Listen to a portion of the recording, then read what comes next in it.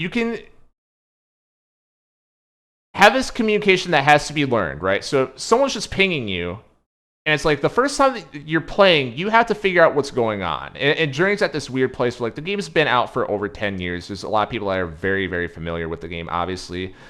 So there's one person that I played with, and it felt like they were taking kind of like a guiding rule. Like they thought the way that playing the game was interesting for them was just to be the leader. They would stand by the next point of interest. Keep in mind, again, the other player, they don't have to interact with you at all. They could just complete the game without doing this, but they wanted to just stand to like, this is the next point of interest you have to go to, and then they would just ping.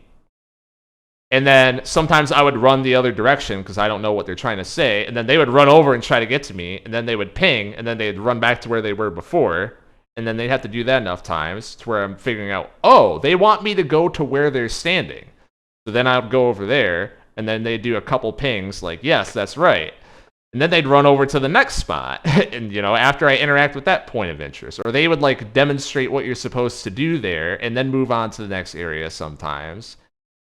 So that was interesting. It was another way. It was someone who, I think I was just deducing. By the way, if you can't tell, I think this is like the cool part. It's like you don't know, you have to deduce this stuff. But someone that I thought was also new, because they were also like me on this level, just like wandering around and kind of like just trying to interact with everything in the environment, figure out what's going on. And there was this moment where I was the person who figured out what to do.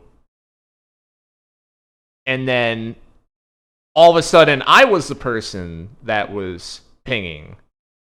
I was like, oh, that's what that person was doing last level. So maybe that's like how you communicate in this game. So I was doing the same thing. I was pinging. I'm like, oh, hey, this is the spot where you're supposed to go to. Go and collect this upgrade over here.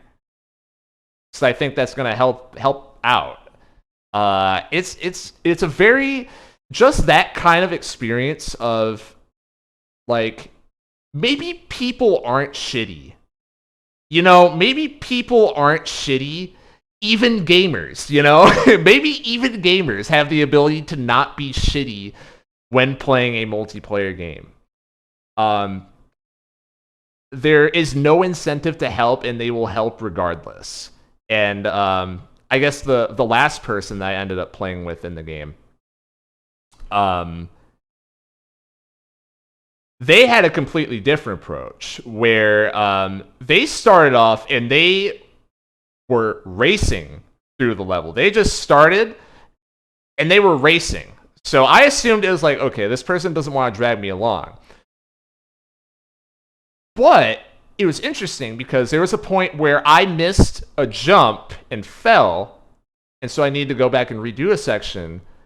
But then he stopped, and he went back, and he met me again, and then he did a ping, and then went back to the area where like a platforming section started again, and then he did like 3 pings, and then he started running again.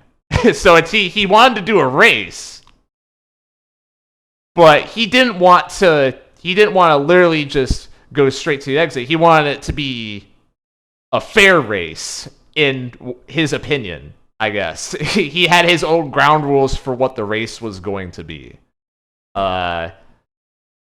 It's really it was cool. It was cool, man.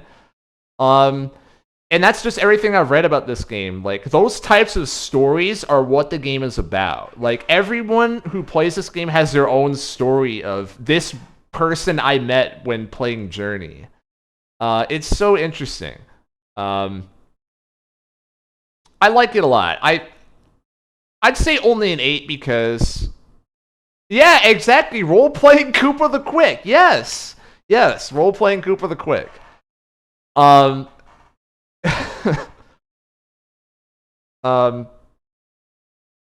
don't know. That's all the good about it. I think admittedly the game is a little bit shallow mechanically. Like, this game's only like 3 hours long. You have to play it all in one go, which to me is a negative. You have to dedicate an afternoon or an evening to go through the whole game. Or you can quit out, but if you are, you're an asshole. Because the person that you were playing with, you're then going to leave the game, and then they have to think to themselves, like, why'd that other person leave the game? Is that something that I did wrong? So you don't want to leave the game, so you have to start and then you have to finish the game. So whatever. That's only like, I'm half joking at that part of it being a slight against the game. I do think the game is a little, maybe overly simple mechanically, and I think the platforming doesn't necessarily feel the best to me, and that's like the only mechanic in the game. And the camera is just not good. Like, it's meant for trailers rather than playing the game, is, I think, the simplest way to describe it. There's a lot of excellent trailer shots that happen all throughout the game, but, like, when my character is like a fucking pixel on the screen, and there's, like, brown platform on a brown background that's also a pixel, how the fuck am I supposed to make that jump?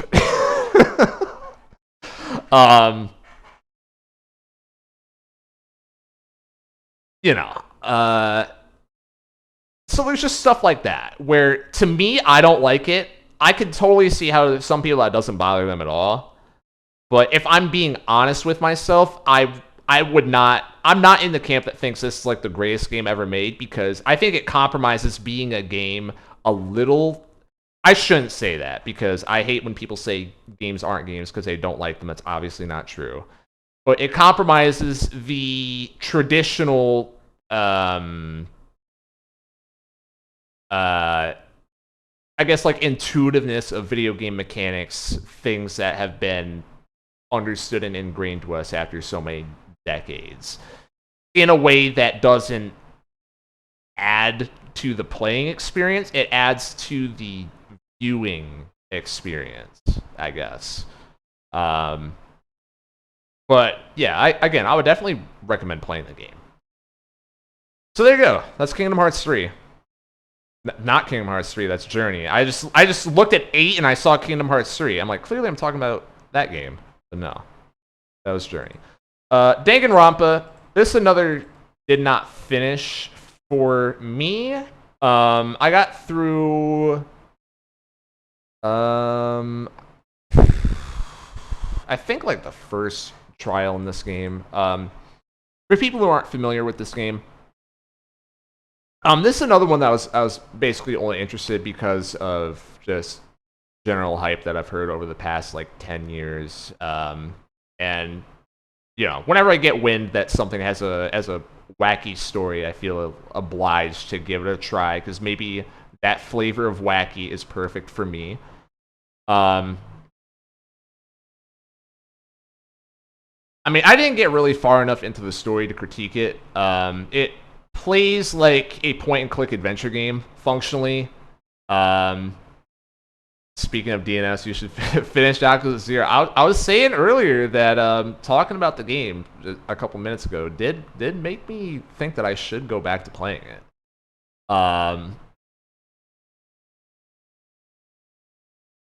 May happen. Might be on here next year. But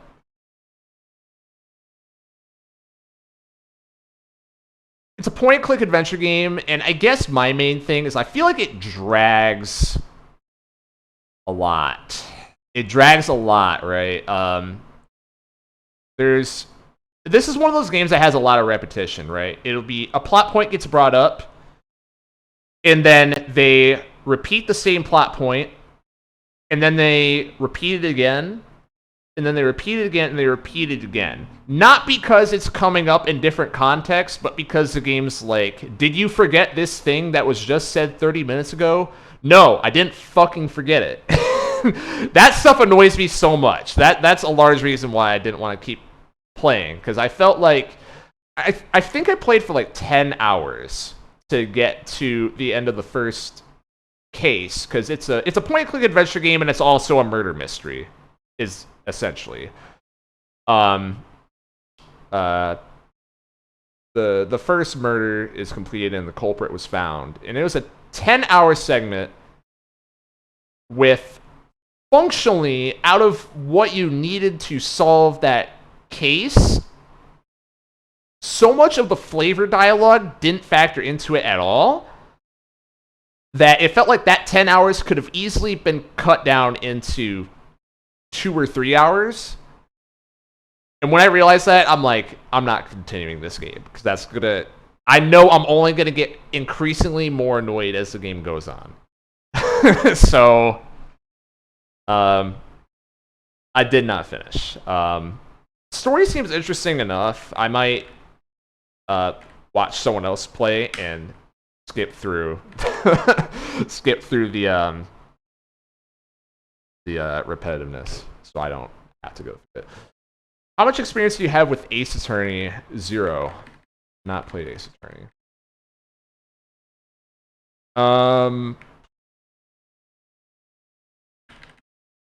Next game, Disco Elysium. I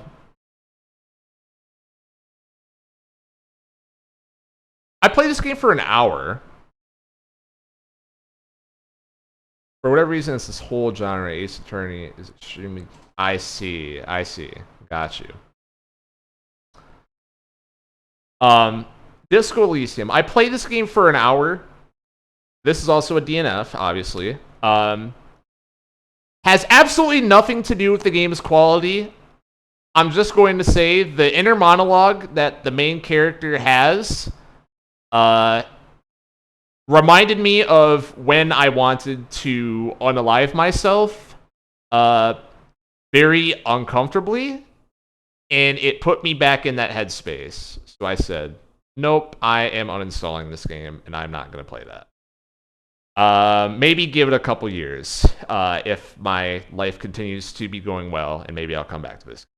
And that's that. That's all I have to say.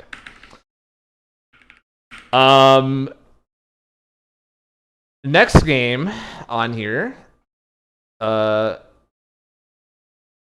Ratchet & Clank Future Tools of Destruction 2007 video game, part of that legendary first launch here for the PS3.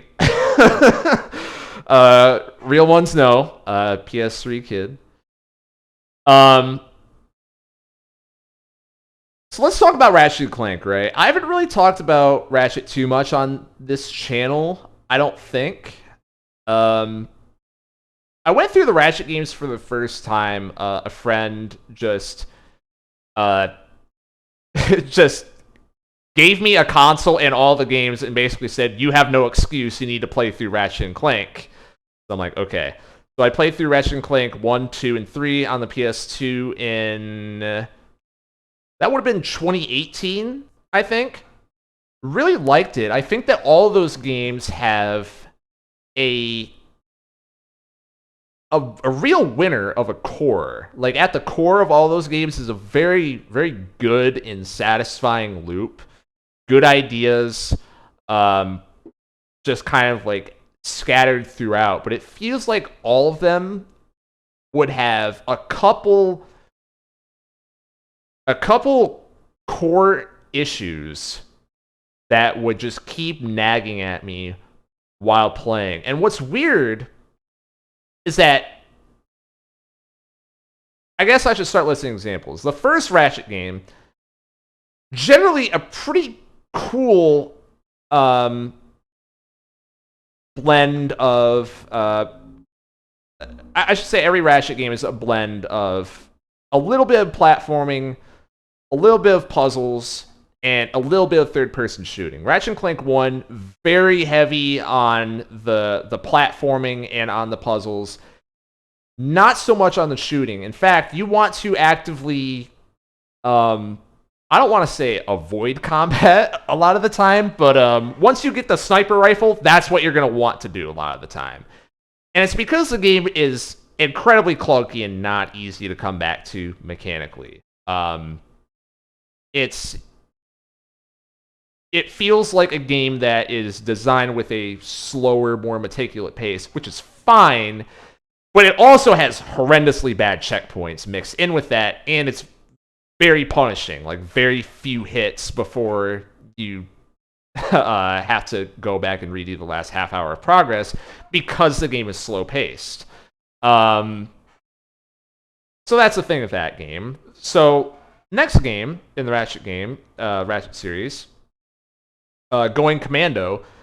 In the first 5 minutes of the game, they fix almost every mechanical issue I had with Ratchet 1, but the story takes a huge step back. Like, a huge step back. Ratchet & Clank 1 has a surprisingly excellent story. Like, I've heard very little talked about it online over the years, but it's legitimately really good, and deserves the flowers that it gets. Going Commando, they actively take away a lot of the strengths of the story in the first Ratchet game and almost pretend like they didn't happen. It feels like almost a reboot of the series as the second game, but also the events of the first game are canon. By the way, keep that in mind. That's going to be coming up again. It felt kind of off. Like, everything else I liked about the first game was there, but it's like, but why did you change that, though? We go to the third game in the series, Up Your Arsenal, which... Did you know Ratchet was a huge jerk in the first game? Yes, and what if I told you it was good? Like, it was a really good idea, and they could have... This is the Going Commando review before the Tools of Destruction review. Going Commando could have not just made him an asshole and followed up on it in a way that makes sense and keeps a lot of, like, the good side of his like, douchiness intact. But they don't. They just, like, reset his character pretty much. Like, if you really squint, there's a part of Going Commando where it's like, oh, Ratchet is playing the same role that Quark did in the first game. But you have to squint a lot harder than I would like to find any connection to the first game, I guess, is my complaint there. So anyways, you get to Up Your Arsenal. I think the story is a lot stronger than Going Commando. A lot of the narrative feels, besides the Ratchet's characterization complaint, a lot of the narrative in general in Going Commando, I think, is a little... It feels kind of tacked on and like an afterthought, which is, again, is weird, because Ratchet 1 had an excellent story. Up Your Arsenal, I think, is better in this department. But, because there's always a but, again, this time, what they get wrong is level design becomes... Non-existent is a harsh word, but... but the whole game just kind of becomes a continuous shooting gallery. Which, to their credit, they once again make the controls even better. Like, it's hard to go back to Going Commando, as much as an improvement that was, after playing Up Your Arsenal. A lot of the weapons that they add are just that good. But, this is... I may have my facts incorrect on this, but I was so curious about this. I'm like, why would they do that when I looked this up? Up Your Arsenal came out in 2004, which is the same year as Halo 2. The unironic idea from the higher-ups at Sony, whoever they be, they were telling Insomniac, hey, the next Ratchet game you make, it has to have an online mode, and it has to be a Halo killer. So, also the game was made in less than a year. It was the PS2, so that was more common back then. But they had to devote time to adding an online mode to Ratchet & Clank, which, from what I've seen, the servers aren't up anymore. It does look like it was a fun mode, but the side effect of that is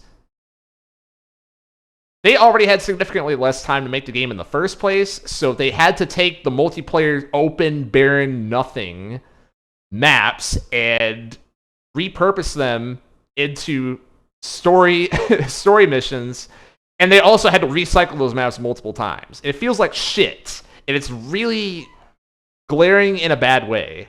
And once again, it's like, well, they fixed that, but level design was pretty cool in the first 2 games. So it's all 3 of the games, they have their core correct, but there's just one thing that annoys me with all of them. So now we are finally on to the PS3, and I'm going to talk about the game that's on the list here, Tools of Destruction. Again, part of that legendary PS3 launch year. I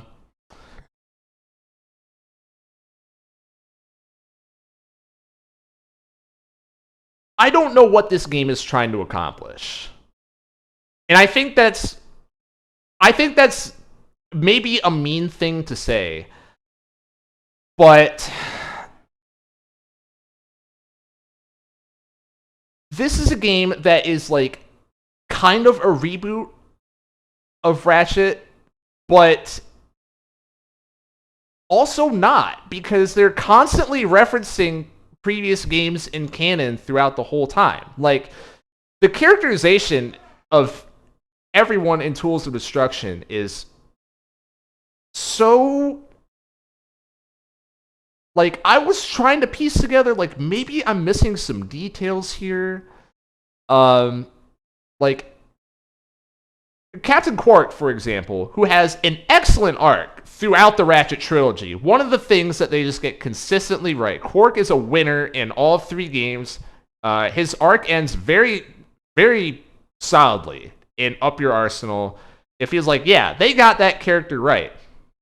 Quark in Tools of Destruction feels like they just plopped him out of the ending of the second game, out of Going Commando, and they just crossed out everything that happened in Up Your Arsenal. But that's not what they're doing, because they reference events from Up Your Arsenal in canon in this game. So they're not pretending it didn't exist, but they're pretending Quark's characterization in the canon events is not canon. Like, how does that make any fucking sense at all? They do the same thing with Ratchet also. It's like sometimes they want Ratchet to redo the exact same plot threads that happen in Ratchet 1. There's parts where it's literally the dynamic between Ratchet and Clank is the same as that game. They go through the very similar struggles. You could even argue they execute it better than the first game. But why are they doing it in this game? Because Ratchet and Clank are both talking about stuff that happened in the first game, Going Commando, and Up Your Arsenal, so they acknowledge that all those events happened. But if that's true, then Ratchet's character is being reverted, and he's just stupid, and he doesn't acknowledge any of the mistakes that he already made in the previous 3 games because he's repeating them, like almost verbatim. And Clank has no comment on this. I should also point out, Ratchet's not a stupid character. Like, that's the point. He's not stupid. He's actually very smart. And it's weird because they're not even consistent with that either, right? Because they'll have Ratchet making the dumb mistakes that he made in the first game because they want to retread that because it's like kind of a reboot. But then they'll also like continue plot threads from Ratchet 2 and Ratchet 3 that were dependent on Ratchet's characterization at that time. So you have those dynamics of Ratchet's character from the second and third game come in, but it's like, hold on. What is this, though? Is this a reboot or is this a sequel? And if it's a sequel, what game is it a sequel to? Because it should be Up Your Arsenal, but you guys aren't acting like it half the time. Like, what is going on? I don't understand. That's the primary complaint I have with this game. The gunplay is fine. I would say it's even good, right? There's the 3-pronged axis of Ratchet: platforming, puzzle, third-person shooter. Tools of Destruction is the most third-person shooter out of all these games. Some people are going to like that. Some people are not going to like it. Once again, it feels as fluid as ever. The gun design is hit or miss. It feels like a little downgrade after Up Your Arsenal, but there's some good ones. The enemy design is very much just... there was a little bit of this in Going Commando and more so Up Your Arsenal as well, but a lot of just near the end of the game, a lot of just fucking enemy spam everywhere. Like, because it's kind of a problem in which Ratchet in this game, because you have so many tools. I'm sure they thought that's exactly what they that's the line that they were using in the boardroom probably. Oh, he has a lot of tools of destruction, etc. Ratchet is so overpowered in this game. The only way they can create any kind of challenge at all is to have so many enemies on screen. This shit is like insane. This is like fucking Vampire Survivors. Like, it's, and you know what? I don't blame anyone who just for that alone is like, yes, this is the best part of Ratchet and Clank. This is the best Ratchet game. For me, it's not good enough to make up for the story modes that I mentioned are the main ones. Here's a couple other ones. Again, is this a reboot or is it not? They introduce new side characters into this game.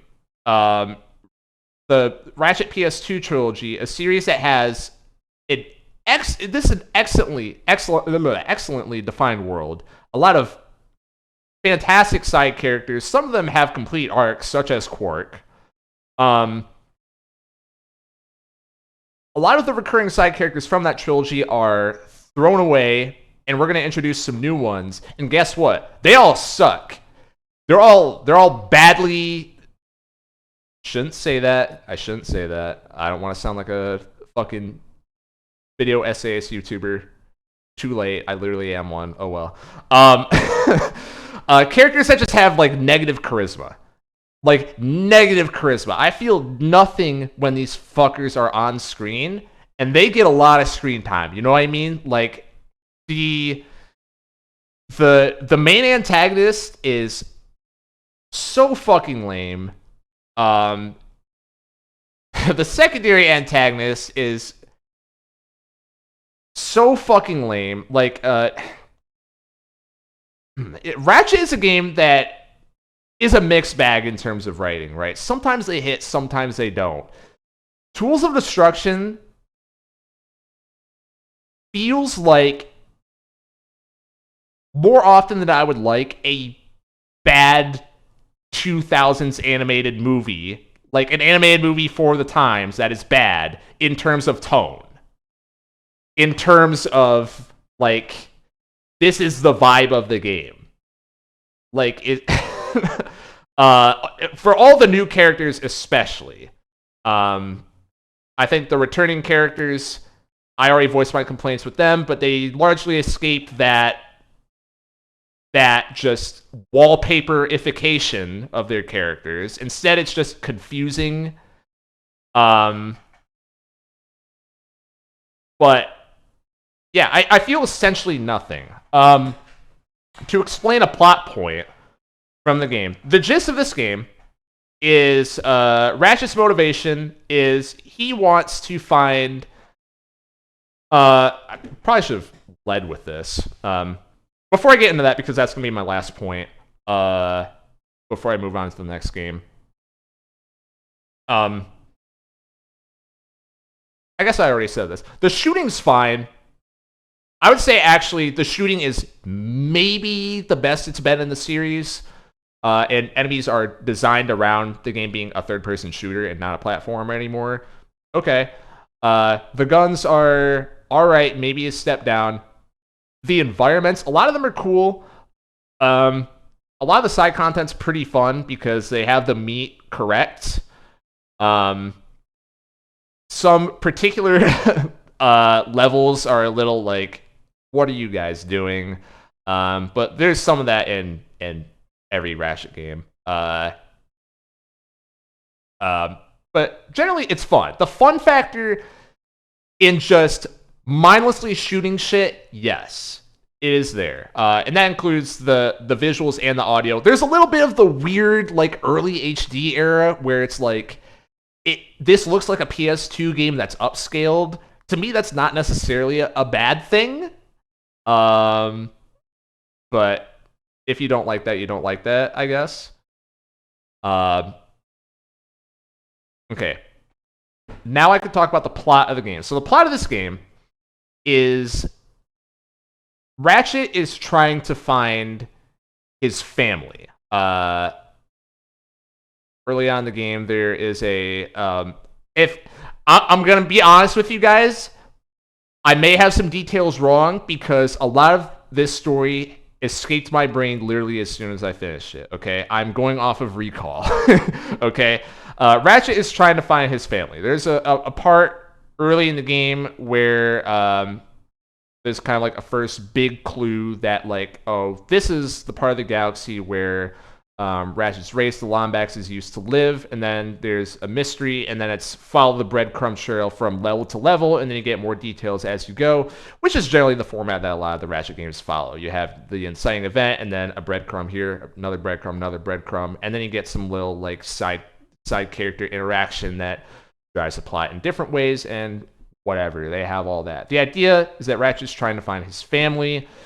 They bring up a plot point that is the number one criticism I see of this game online. And yes, I agree, it is really fucking stupid. They say that Ratchet is the last remaining Lombax in the galaxy.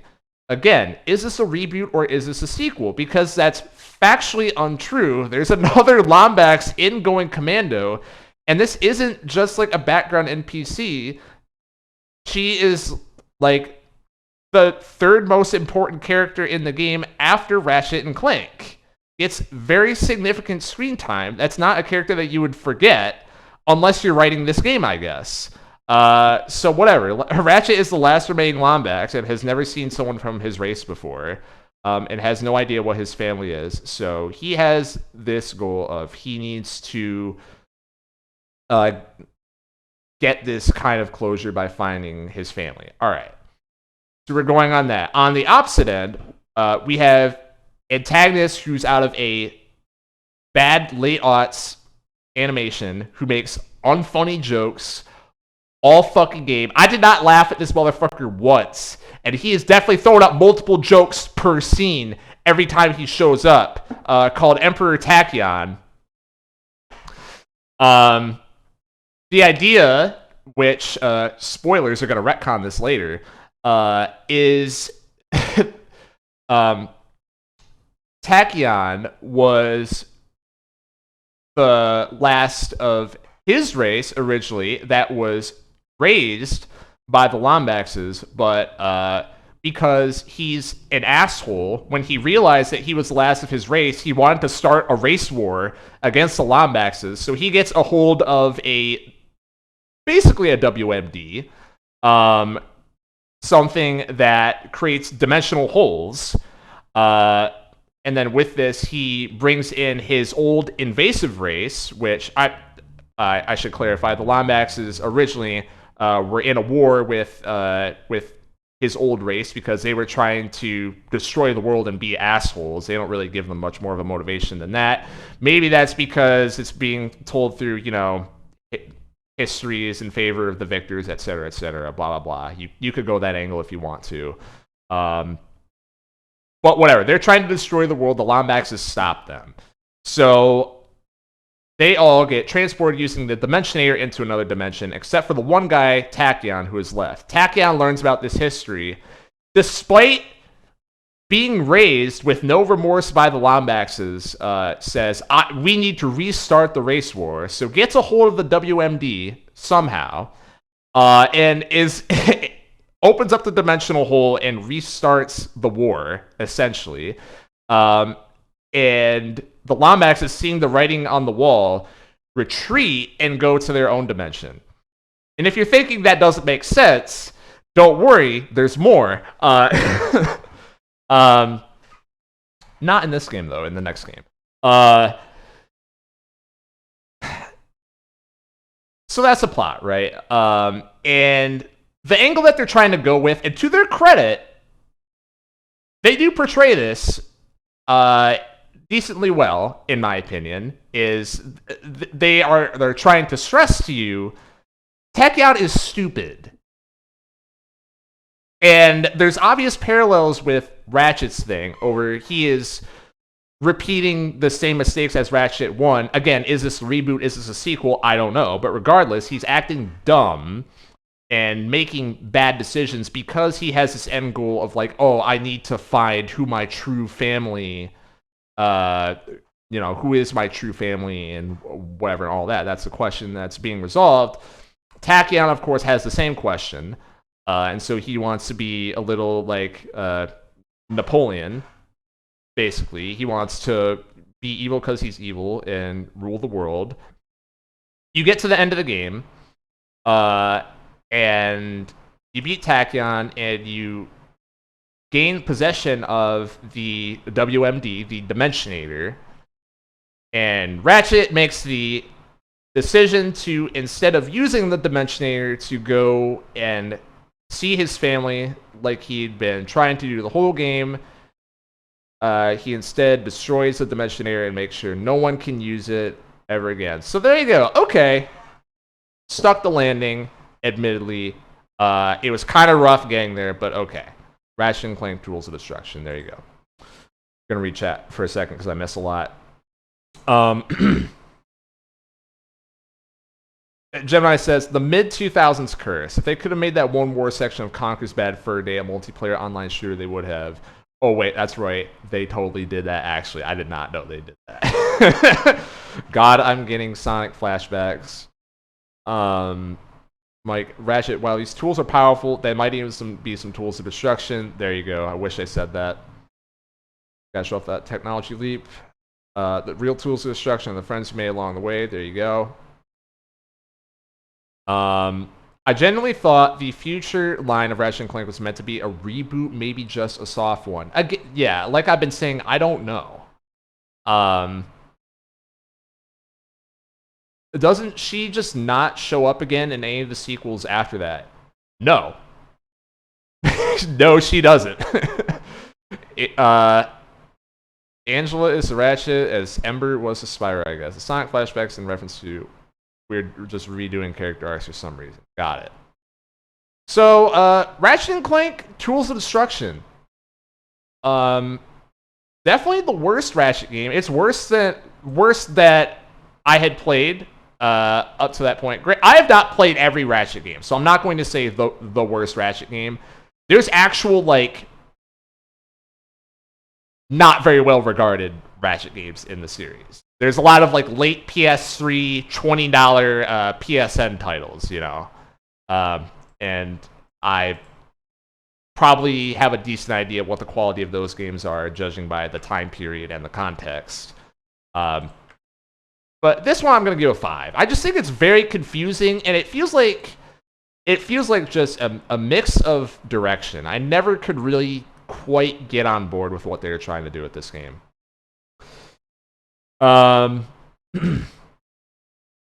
Next game, we have Voodoo Vince. This is a game that I played as a part of the video game book club that I'm in. I'm going to be mentioning that a couple times coming up. This is when, this is around the part of the year where that started. I started playing other games that were being suggested. This is in early aughts 3D platformer that is based in New Orleans. You play a voodoo doll protagonist, and you do some wacky hijinks. First thing I have to say: have you ever played a game and the whole time you're thinking, I don't know if this is racist or not? Because I had it until I played this game. Like, it's not, there's nothing that's overtly like, oh, that's definitely racist. But I'm like, I'm not sure if just the whole pretense of this game is racist or not. Like, I don't feel like they're ever being disrespectful. But, anyways,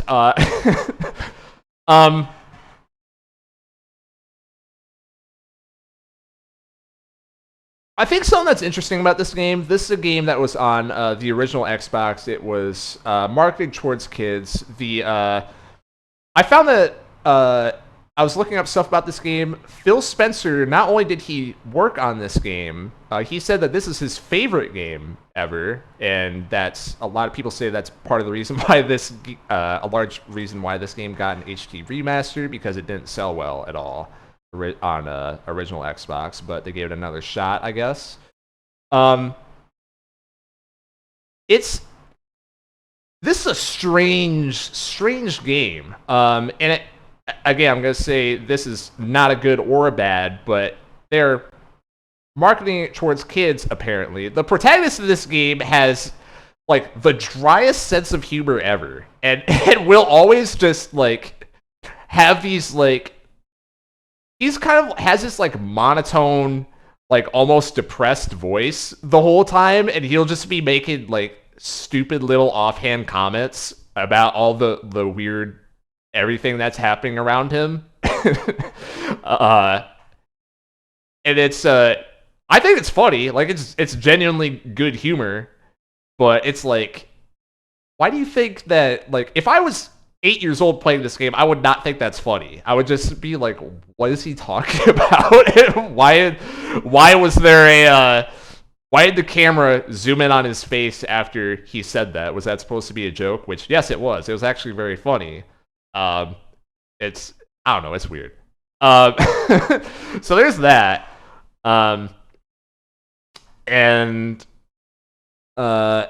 it's, I don't know, it's a collectathon style of 3D platformer, I guess. Less emphasis on the actual platforming element of it. Mechanically, it's pretty simple. You have a jump, you have a spin, you have a punch. That's it. The physics are all right, except one thing that I could not get used to after so fucking long. I don't know how many hours in the game. I would still be like, oh yeah, that's how this game works. You can double jump, except once you are past the apex of your height, you can no longer double jump. Like, why? Why? Literally makes no fucking sense. Why? So many times there would be a death because there's a jump. It's clearly you have to make a double jump to go across. Okay. And then I, like, get through the first arc of my jump, and then usually I, like, wait until I'm about at even ground, and I jump again. But you can't do that in this game because you have to do jump, and then do a glide over instead to get the extra height. Like, why? Why is there a restriction? That just does not make sense. I never got used to that playing this game. It's fine. It gets repetitive pretty quick. The only thing that's keeping you engaged is it's a different environment. The environments look cool. The OST's very, very, very cool, actually. I like it quite a bit. It's it's very jazzy, of course, taking place in New Orleans, right? And for your levels, you got the graveyard, you got the swamp, you got the whatever. You gotta hit those check boxes. You got a couple other ones. You got going through the streets. And whatever. There's a lot of good gags. I like looking for the gags in every level. I like talking to the random NPCs. There's not really a plot in this game. It's just a vibe. There's not a plot. There's just a vibe in this game. It's a comfortable vibe. I think that it's maybe a little overly simple, and a couple things that just kind of annoyed me, because this is another one of those games with really bad checkpointing. This is like the number one reason why I hate going back to old games. And it's like, I guess the issues in my mind compound the older back you go, obviously, but having bad checkpoints after playing modern games is so noticeable and so fucking annoying. Like, if I die, I'm not trying to redo the last fucking 10 minutes. Give me a break. Put a fucking checkpoint in there, dude. If you're having death pits everywhere, like, what? I have to get fucking 200 jumps in a row, right? Or I have to redo the last 10 minutes? Fuck out of here, man. Come on. It's fucking 2023, all right? It's not 2023 when you made the game, but I'm judging it in 2023. That shit's fucking stupid. They have mini games because it's a 3D platformer in the 2000s, so we're gonna have some mini games. They're all terrible. They're all terrible. There's a flying mini game where you have to go through like this 2-minute sequence and go through these tunnels. If you hit one thing, you instantly die and you have to redo it. This has the slipperiest fucking controls I've ever seen in one of these flying segments ever. It's crazy. Lightly tap the stick to the right and you just go fucking crash into the wall. Like, holy shit, dude. And it would be one thing if there was just a couple light obstacles in the way. No, motherfucker. Like, there's you gotta be adjusting like constantly. You can't be taking your thumb off the stick. You gotta be like a fucking surgeon in here with this fucking plane. And that's just one example, but every time that there was something that wasn't the primary gameplay, I was just like, oh my fuck, not again. So there you go. That's Voodoo Vince. I can see how this game had and has a kind of like a cult following, because the vibe that's there is really unique and felt interesting to go through. It was the main thing kind of driving me forward, but I don't know. Other than that, it felt like a 2000s platformer that I played a million times before.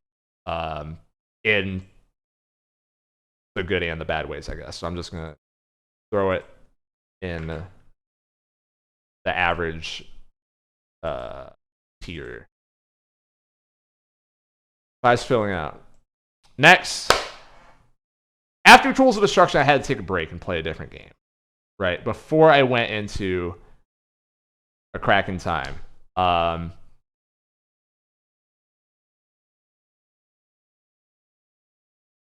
What if I told you...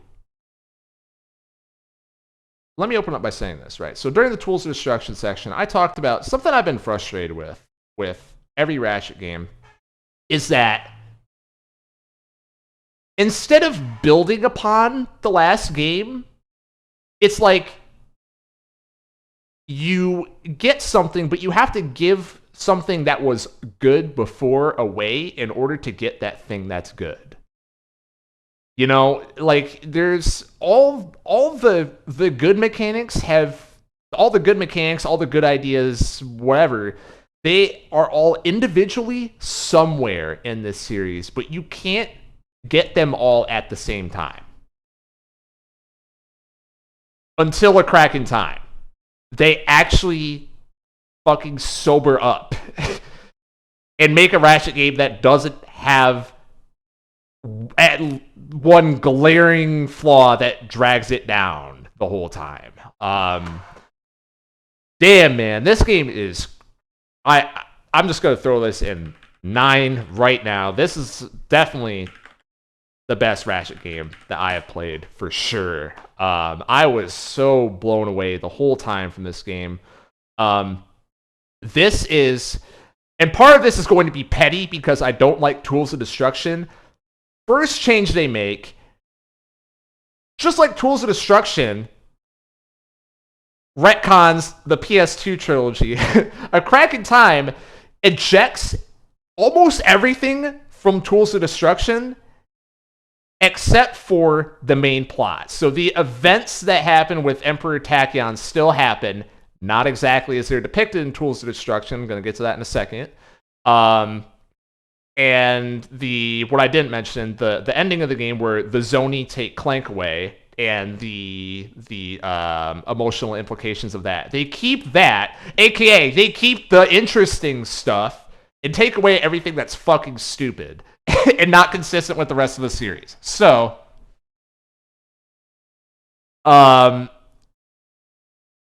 we open up A Crack in Time And all of a sudden, all of the returning Ratchet, Clank, and Quark, their characterization is more in line with if you were going to make a game that followed up Your Arsenal with some additional context for those plot elements that I mentioned that they're keeping from Tools of Destruction instead of ejecting. But Ratchet is acting like he does at the end of Up Your Arsenal for the most part. Quark is acting like it. Clank is acting like it. We have a good start. Then, as Mike mentions here, they bring back Dr. Nefarious. Now look, Ratchet fans, I understand the complaints, all right? I understand complaints about Dr. Nefarious is in every game. You know, this is a series that used to have a different antagonist in every game that kind of thematically tied in with what the game was going for. Look, it is so clear to me in this game that they realized that Tools' story was stupid, and they just wanted to inject some fucking life into this series again. And so they bring very easily the most charismatic villain in this series, Dr. Nefarious, back, as was teased in Tools of Destruction to their credit. To their credit. They do tease that Nefarious is going to come back, and also in Up Your Arsenal, and also in Deadlocked. Dr.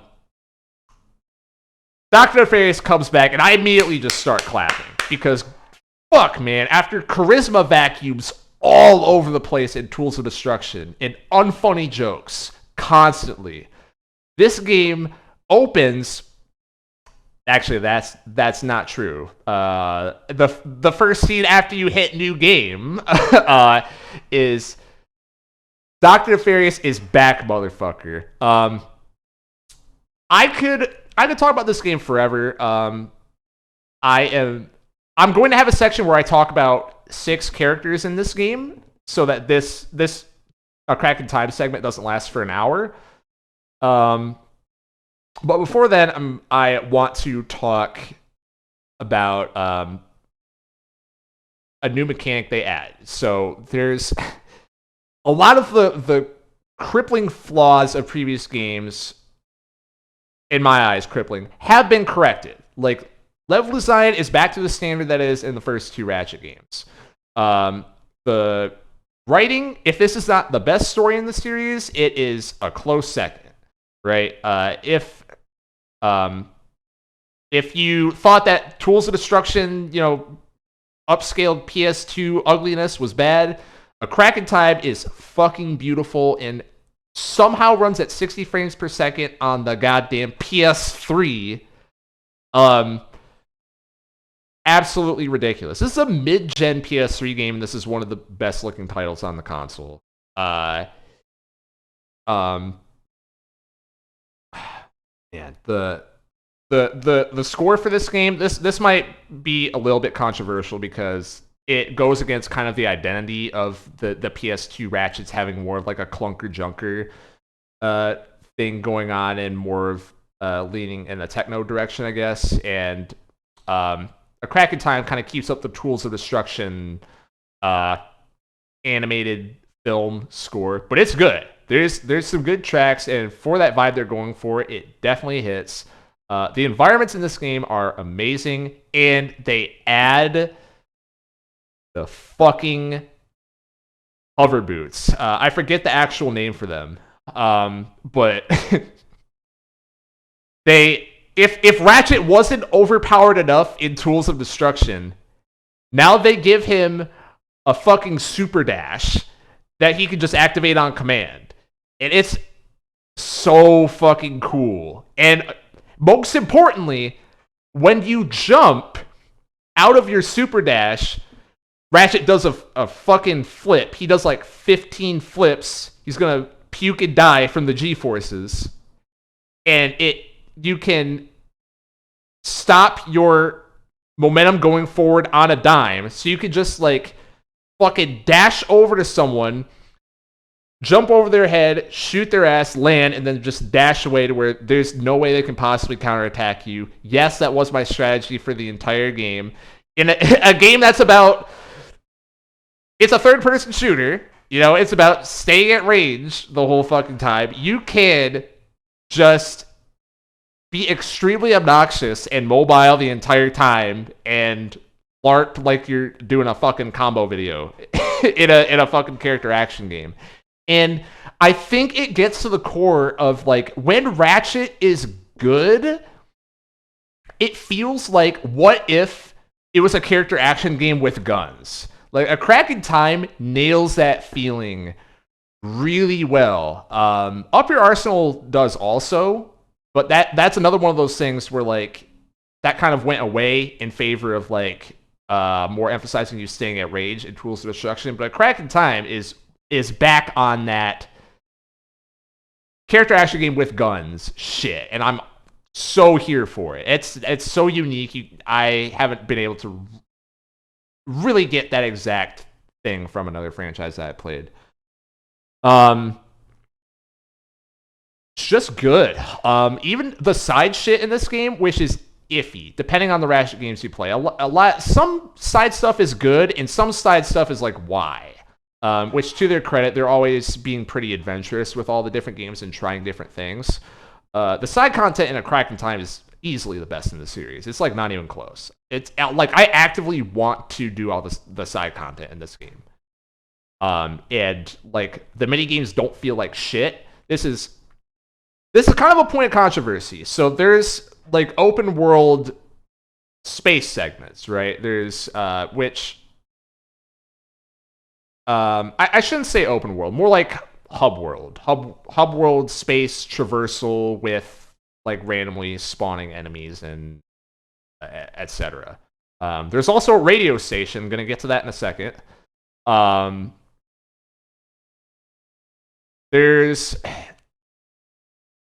Ratchet games have done space traversal differently depending on which one you play. In this one, you are on a 2D plane, so you're in space, but functionally it's like you're driving a boat, if that makes sense. And space is the ocean.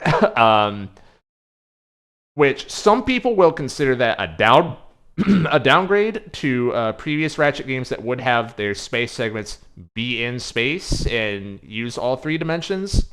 I thought all those controlled badly. So I am here for the boat ship. I'm here for the boat ship and doing shootouts on the 2D plane masquerading as 3D. I think it ends up playing really well, even if they it doesn't, I guess, to validate that criticism, it doesn't necessarily feel like a spaceship. But whatever, that stuff's good. They have a lot of like platforming challenge side levels that are incredible. I love all of those. And that's pretty much the bulk of the gameplay. That's a lot of what the core is. The levels are, like I mentioned, they're a lot more dynamic. There's more platforming, and there's more like it's not as much of a straight line, which is a place that the series has been since Up Your Arsenal. So yeah, it's just everything that was good about the old games. They just bring it back, and there's no stupid crippling thing to hold it back. Now let's get to the story. Okay. I'm going to talk about 6 characters. Okay.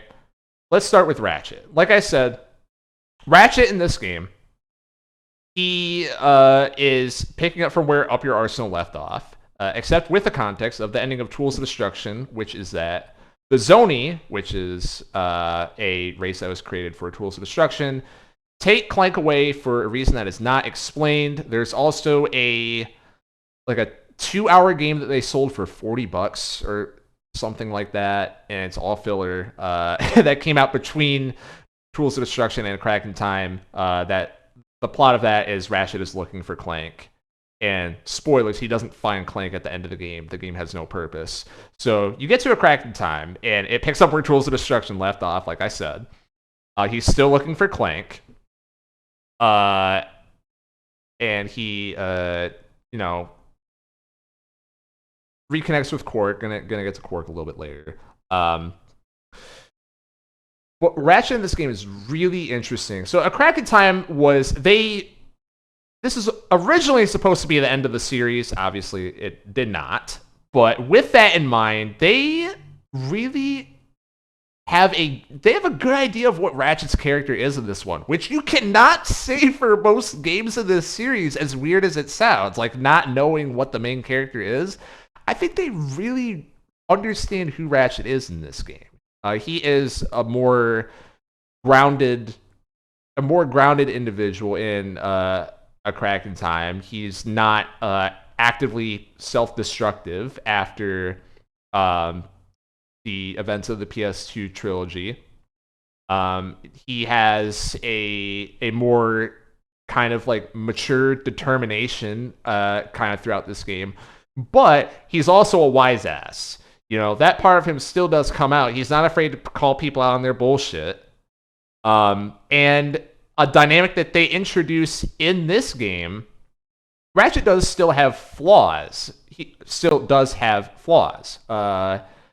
And the one that kind of gets exposed in this game is that Ratchet has spent the last couple games having to kind of mature and understand when he's acting self-destructive and making bad decisions, and how to recognize that and get past it and look towards the bigger picture in things.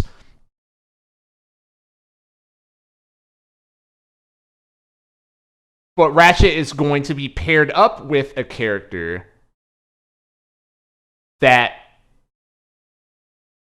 Ratchet knows is making bad decisions, but Ratchet has always viewed his response against that through the lens of corrective justice, right? Ratchet's original origin is that he is the working class mechanic that has to take down the consumerist regime, which, as the series goes along, they retcon more and more of that story as, you can speculate why they did that, whatever. And spoiler, that is one of my criticisms against this game, that they very conveniently leave that part of the series out, even more than ever before. But I digress. Ratchet is paired with a character that is very clearly, Ratchet can tell that he is incorrect, but he's not evil. And Ratchet doesn't know what to do about that, because Ratchet has always handled incorrectness by by being violent, right? It's been honed in over time so that Ratchet's not just being violent for the sake of being violent, but Ratchet doesn't want to be violent against someone that he thinks is good. And it's not that the person he's being paired with is doing a thing that is not good, but it's not correct. And he just doesn't know how to handle that, because he sees so much of himself in this character that he's being paired with that I'm going to talk about. But he has to learn how to deal with solving an issue that he has correctly identified in a way that is it is Ratchet having to take responsibility in a healthy way, is the simplest way that I'll put that. The word responsibility is going to come up a lot in this game. Next character, we have Clank. Clank is the best that he's ever been in this game. Usually the Clank gameplay sections in every Ratchet game suck. They're bad. I understand why they're there. They're to change up the gameplay so you're not just shooting for 10 to 15 hours straight. It would get old after a while. Add a little bit more puzzles into it. They're bad. A Crack in Time, you cannot tell me the guys that made the Talos Principle did not play A Crack in Time. Okay? There's no way. Because the Clank sections in this game are literally the pause and rewind shit from the Talos Principle. It's like the exact same thing. And the puzzles are really good. Like, really, really satisfying to complete, very clear objectives, very clear mechanics, nothing really getting in your way, a lot of like observable space to see everything that's going on before you start. Excellent. And a lot of the game's narrative as well is going to focus on Clank. And mostly the fact that kind of like the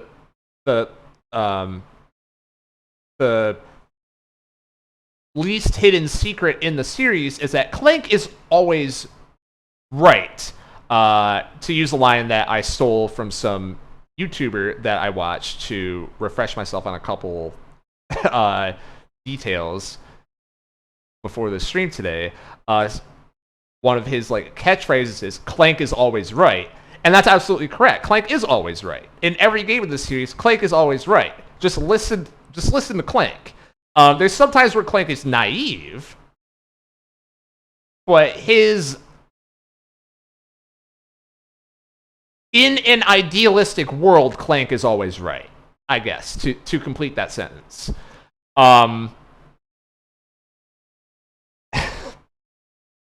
So they expand upon this in a really cool way. Clank, to open up the game, after being captured by the Zoni, it is revealed that the Zoni, at the end of Tools of Destruction, I should say, the Zoni were being controlled by Dr. Nefarious. Going to get into Nefarious later. Clank is able to break out of his prison because Nefarious is arrogant. I don't want to say stupid because it's not true. He's arrogant. Clank is able to escape Dr. Nefarious, finds a new character that I am going to talk about coming up that helps guide him. Clank learns that he is going to have his his origin story retconned, but it's a retcon that is actually consistent with the PS2 games, unlike Ratchet's retcon. So whatever, I'm okay with it. It turns out that Ratchet is the son of a time god robot, and the area that he and Dr. Nefarious are in right now is called the Great Clock. The Great Clock is something that controls time itself. And the way it's kind of depicted in game is this structure is the reason why time flows correctly. And the Great Clock is not a time machine. The Great Clock is what makes it so that time moves forward at all. This is very important. It's going to come up later. So whatever. Clank learns about this, and it's something that he kind of doesn't totally grasp throughout the game, because Clank has always just reconciled with the fact that he is okay with being a sidekick. Like, he's fine with that. He does not have that much of an ego. I mean, there's some games where, like, for memes, they have him do some more egotistical stuff. I would argue that's bad writing. That's kind of inconsistent with how he is, like, 90% of the time in the series.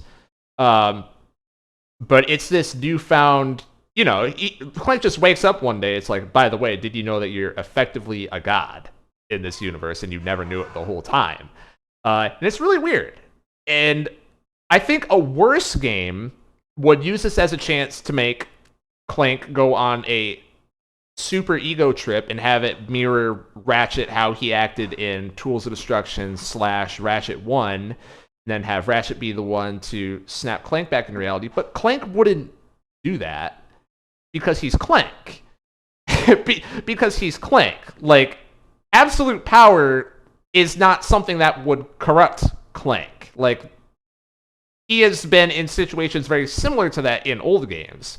So he's not going to act that way. Instead, it's him reconciling of, like, this is a very big responsibility to bear. How do I handle that? And that's a genuine question that he doesn't really have a good answer to throughout the game. He kind of just tries to act the way he did before and, use his abilities when the situation clearly applies. And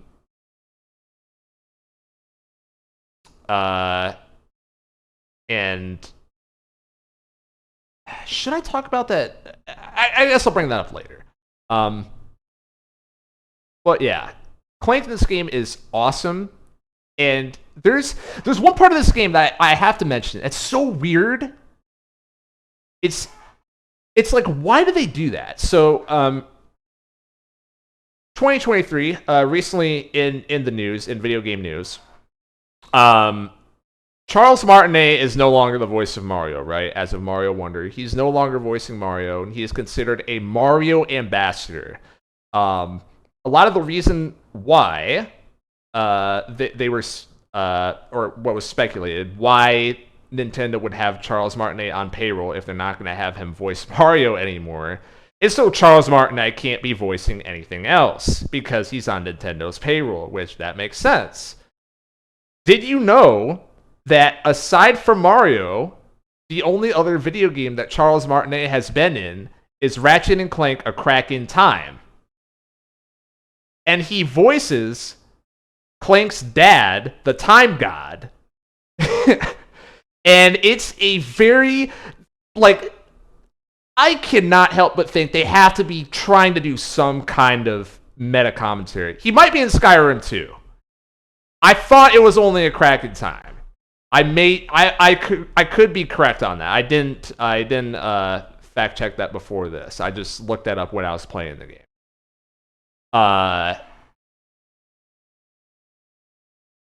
But he voices Clank's dad, the Time God, who is in this sagely role, but in the meta is almost like a very like loose character, a very like nonchalant, understands the circumstances and understands the gravity of how serious things are, but always has a very light tone to everything. And there's constant dad jokes coming out all the time, which, unlike Tools of Destruction, which are just bad jokes, these are dad jokes. You know what I mean? There's a difference. There's a difference when a dad joke is coming out of a grandpa, right? Don't forget my favorite obscure Martinet role. Okay, so I'm clearly wrong. It's more than just A Crack in Time. The homunculus in the PS2 classic Shadow Memories. Okay, so there you go. You know what? After this isn't gonna be on the VOD. I want to look up all the Martinet roles after this, because like, what the fuck? But Martinet in this game, he's loose. He understands the gravity of what's going on, and he is the mentor for Clank, saying, "You are." And I think word for word he says, "Clank, you need to take up my mantle," which, that's a fucking ballsy thing to put in your platformer, right? That's a you have to respect just the guts to say that. So anyways, Charles Martinet tells Clank, "Take up my mantle," and is his mentor figure throughout this game. He's a really well-written character. I like Clank's dad quite a bit, whose name I can't remember. I believe his name is Orvis, and the other character I'm thinking of is Sigmund. I get their names mixed up sometimes. But Orvis, he's really cool, and like a lot of old man characters, inadvertently spoils the entire game's plot almost as soon as you meet him by giving you words of wisdom, but you don't realize it until you get to the end of the game. So he's one of those. So that's Clank. Next character I want to talk about. Let's talk about Quark. I have less to say about Quark. The main thing is that I said that he had a good arc in the PS2 games. That kind of ends with Quark just being less of a loser. Just at the start of Up Your Arsenal, Quark is he's at absolute rock bottom and ends up, he is inspired to bully Dr. Nefarious, essentially. just like the good old days, and that's what kind of snaps Quark back into reality and turns him into kind of a functional character again. That's not just some shell of what he was. But there's one part that you could argue is missing from Quark's depiction in Up Your Arsenal, which is he is back to before Ratchet and Clank 1, where Quark is not just some used car salesman anymore. He's just like a normal person, right? But in Up Your Arsenal, the way that Quark acts, he's still not actually a hero that he was LARPing as for the whole PS2 trilogy. He just happens to be in opposition to the antagonist because of their prior history. He doesn't really act like a hero. He acts like a coward. In A Crack in Time, Quark is actually a hero. And it says a lot about this game that it's not one of the top 5 biggest pop-offs in the game, because they had been building up to it for the entire series. Quark finally acts genuinely heroic near the end of this game. It's really cool. It's really cool, and that's pretty much all I have to say. And also, he's funny. Quark is great. Sometimes he's not funny, to be fair. Sometimes, again, like, the writing is hit or miss in this series, but he's great. He's great in this one. He's a goober, and he develops a heart of gold by the end of this one. That's the ultimate capper on his arc. Where do you even go with Quark after you make him actually heroic? Gemini, spoilers, they would bring back Quark in every game after this, which, reminder, this was supposed to be the end of the series, but they kept making Ratchet games after this. They bring back Quark because you have to bring him back because he's iconic. And they proceed to do nothing with his character because his arc has ended. And there's no direction for him to go after A Crack in Time. And his character's already completed. So he's just there to make jokes. So to answer your question, nowhere.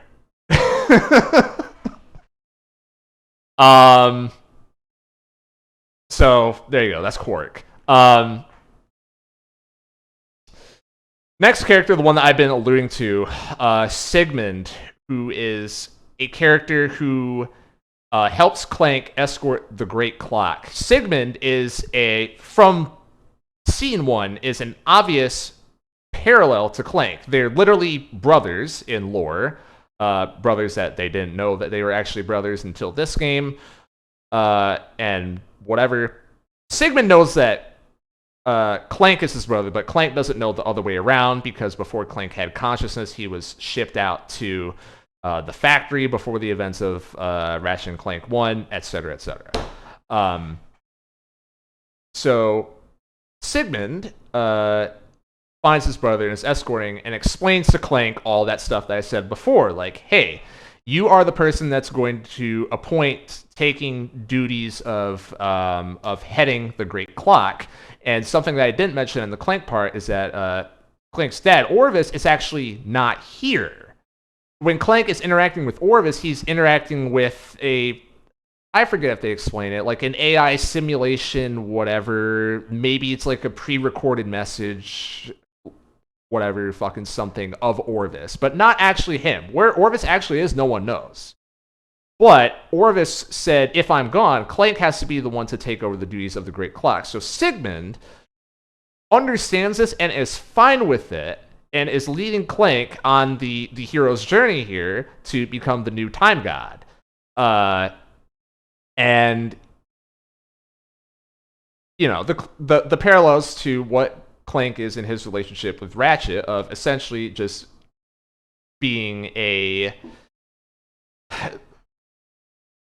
supportive figure. Like, Clank is kind of Ratchet's therapist in the first game, Well, not really. That's not totally accurate. But he's a supportive figure. And that kind of dynamic is parallel, but not done in a way that just is repeating literally Clank. Like, Sigmund is a very different, distinct character. he has his own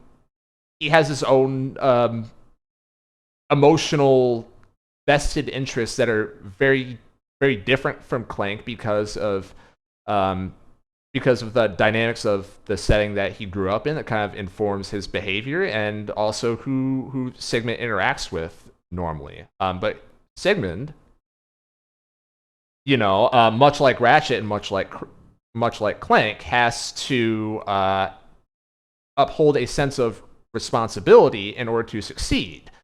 Because Sigmund's kind of this he's excited, but he's also nervous because he understands the gravity of what he has to do, and he, despite being very competent, at times has some imposter syndrome creeping in of like, oh man, this is this thing that I've been planning for all along. I don't know if I can do it. Oh my god. A lot of background nervousness going on with him as he's trying to do this crazy thing with no guidance, and all of a sudden he's the one that has to guide people. And he also really, really misses Orvis, just personally. One of the better scenes in this game, Sigmund thinks that Clank isn't around, so he opens up a compartment on his body, and then there's a hologram that comes out of Orvis that is playing the last message that he gave to Sigmund before he left to never come back again. And Sigmund has no idea where he is. And man, I'm choking up just talking about this scene again. But like, Sigmund is like trying really hard not to cry. Like, and the implication of just like, how many times do you think he's watched that? That is the person that he's the closest to. That is his, again, bringing back the idea of family. Family has been so important to Ratchet through Tools of Destruction and A Crack in Time as well. Ratchet has the same general objective along with finding Clank. But that is, again, paralleling the idea onto another character. Just how important that is to Sigmund and how much Orvis meant to him. It's really, really good. Really like that scene. You get to the end of the game. Clank eventually realizes, through reasons I'm going to explain later, that he doesn't think that he should be the time god. He doesn't think that his responsibility is in the realm of literally regulating time, but of how should I say this? Of maintaining that connection with family, right? The responsibility to maintain connection with family, and of course, which is, as anyone could have probably guessed at the start of Tools of Destruction even, but it's still fucking satisfying. Clank concludes that his family is not his father that he never met. It's not his father's fault. It's not like he's a deadbeat or anything like that. His family is Ratchet. So as a result, Sigmund becomes the actual time god. And after the events of the game, Sigmund is actually ready for it. He had been, he thought he was training Clank the whole time to be ready for that responsibility, but he was actually training himself. It's really fucking cool. Like, one of the better character arcs in the series. Just like within one game, fleshing out one character, Sigmund's great. 4 characters. I have 2 more characters to talk about. I swear I'm going to move on to another game eventually. Let's talk about Dr. Nefarious. I already said he's the best. He's super charismatic. Have you guys ever played Pokemon Black 2, White 2? Okay. You know how in that game, Getsus doesn't really have a coherent plan. He's just mad. That's Nefarious in this game. He's just mad. He is just angry. And what makes Dr. Nefarious scary is that, you know, him throwing a temper tantrum is funny because Nefarious is not a physically imposing character, but he's very smart. He actually is one of the few characters in the series that outsmart Ratchet and Clank multiple times. He opens this game by showing that he unknowingly enslaved a whole race, and you later learn in the game he enslaved another race, also unknowing until it was too late. And all the social engineering that Nefarious does in Up Your Arsenal is stuff that's like, you know, you can draw some real world parallels to that for sure. Nefarious is smart. He just throws temper tantrums. And in A Crack in Time, the temper tantrums are more explosive than ever. And, you know, a lot of the times it is coming through as, instead of Nefarious having this carefully crafted plan, or even perhaps recognizing that he lost in Up Your Arsenal because he tried to beat Ratchet in a fight, which doesn't happen. Ratchet doesn't lose in a fight. Nefarious does not learn his lesson at all, and instead says, I simply need to make a bigger insane weapon. I need to, you know, that partially leads to literal weapons, but it also leads to him wanting to take over the Great Clock. And another great scene early on when Ratchet meets up with Nefarious for the first time. Nefarious is so excited to talk about his evil plan. He says, I want to make a universe where the heroes always lose. It's like, you sound like such a fucking dork, bro. But that's why Nefarious is great, because you're such a fucking dweeb and a loser, dude. You're such a loser. Like, he's smart. He is threatening, but you're such a fucking loser, and you have no emotional intelligence at all. You know, he's just a loser. And that's really it. He is a loser, and to go back to the responsibility theme, Nefarious is going to lose in this game because of what I said. He doesn't take responsibility for how he lost at all. In the years following Up Your Arsenal, which the only thing he could think about is, I want to kill Ratchet. I want to kill Ratchet. I want to kill Ratchet. How am I going to do that? He never actually takes responsibility for the fact that he lost in Up Your Arsenal. He just believes it was a fluke the whole time. He never acknowledges that he lost. Again, to bring back the Getsus parallel, very similar to Pokemon Black 2, White 2. He's just in denial that he lost. He can't lose. And so he loses again. Basically the same way as Up Your Arsenal.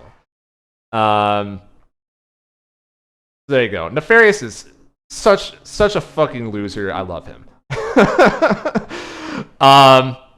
Which brings us to our final character, Alistair Azimuth.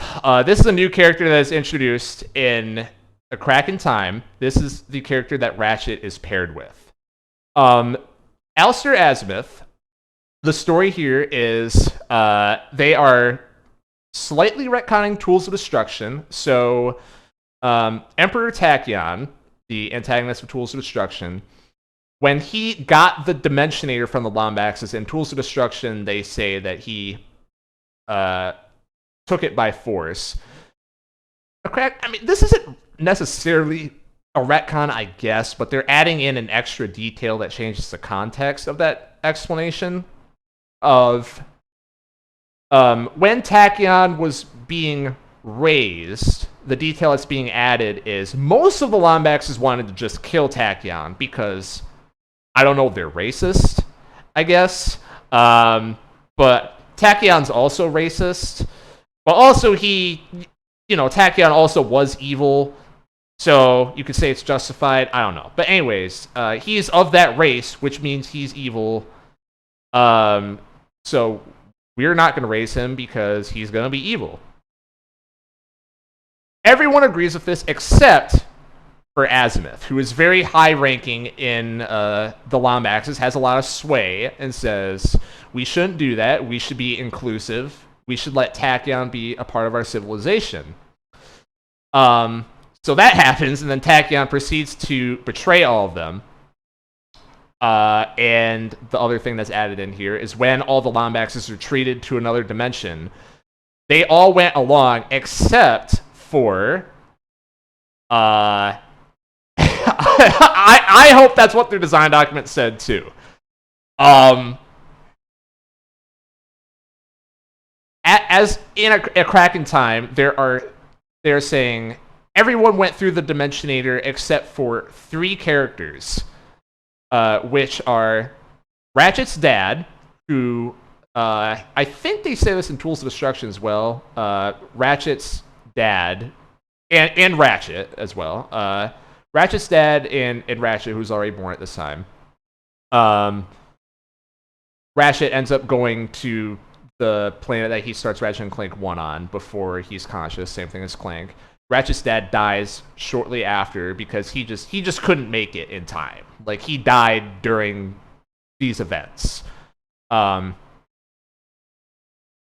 Azimuth is left behind because he is exiled. Because you ruined our civilization. Your decision to keep Tachyon around is why we have to go to another dimension. So you're not coming along because it's your fault. And the third Lombax, of course, is Angela, who they mention in a one-off line on the radio station. They say, some people have been asking about the whereabouts of Angela Cross. Where is she? And then the response to that is something like, apparently, she decided to go off on a mission when the rest of the Lombaxes went through the Dimensionator. That's it. That's your explanation. That's all you hear about Angela. At least they acknowledge she exists, I guess. So whatever. 4 Lombaxes that were left behind that didn't go through the Dimensionator.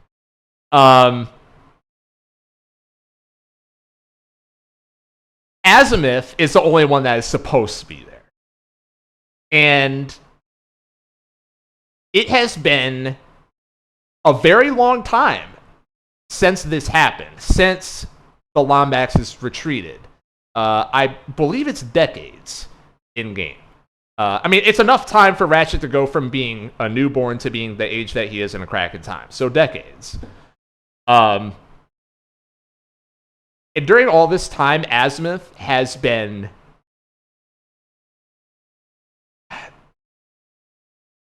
not processing his thoughts. is the short answer of that, to kind of spoil his arc.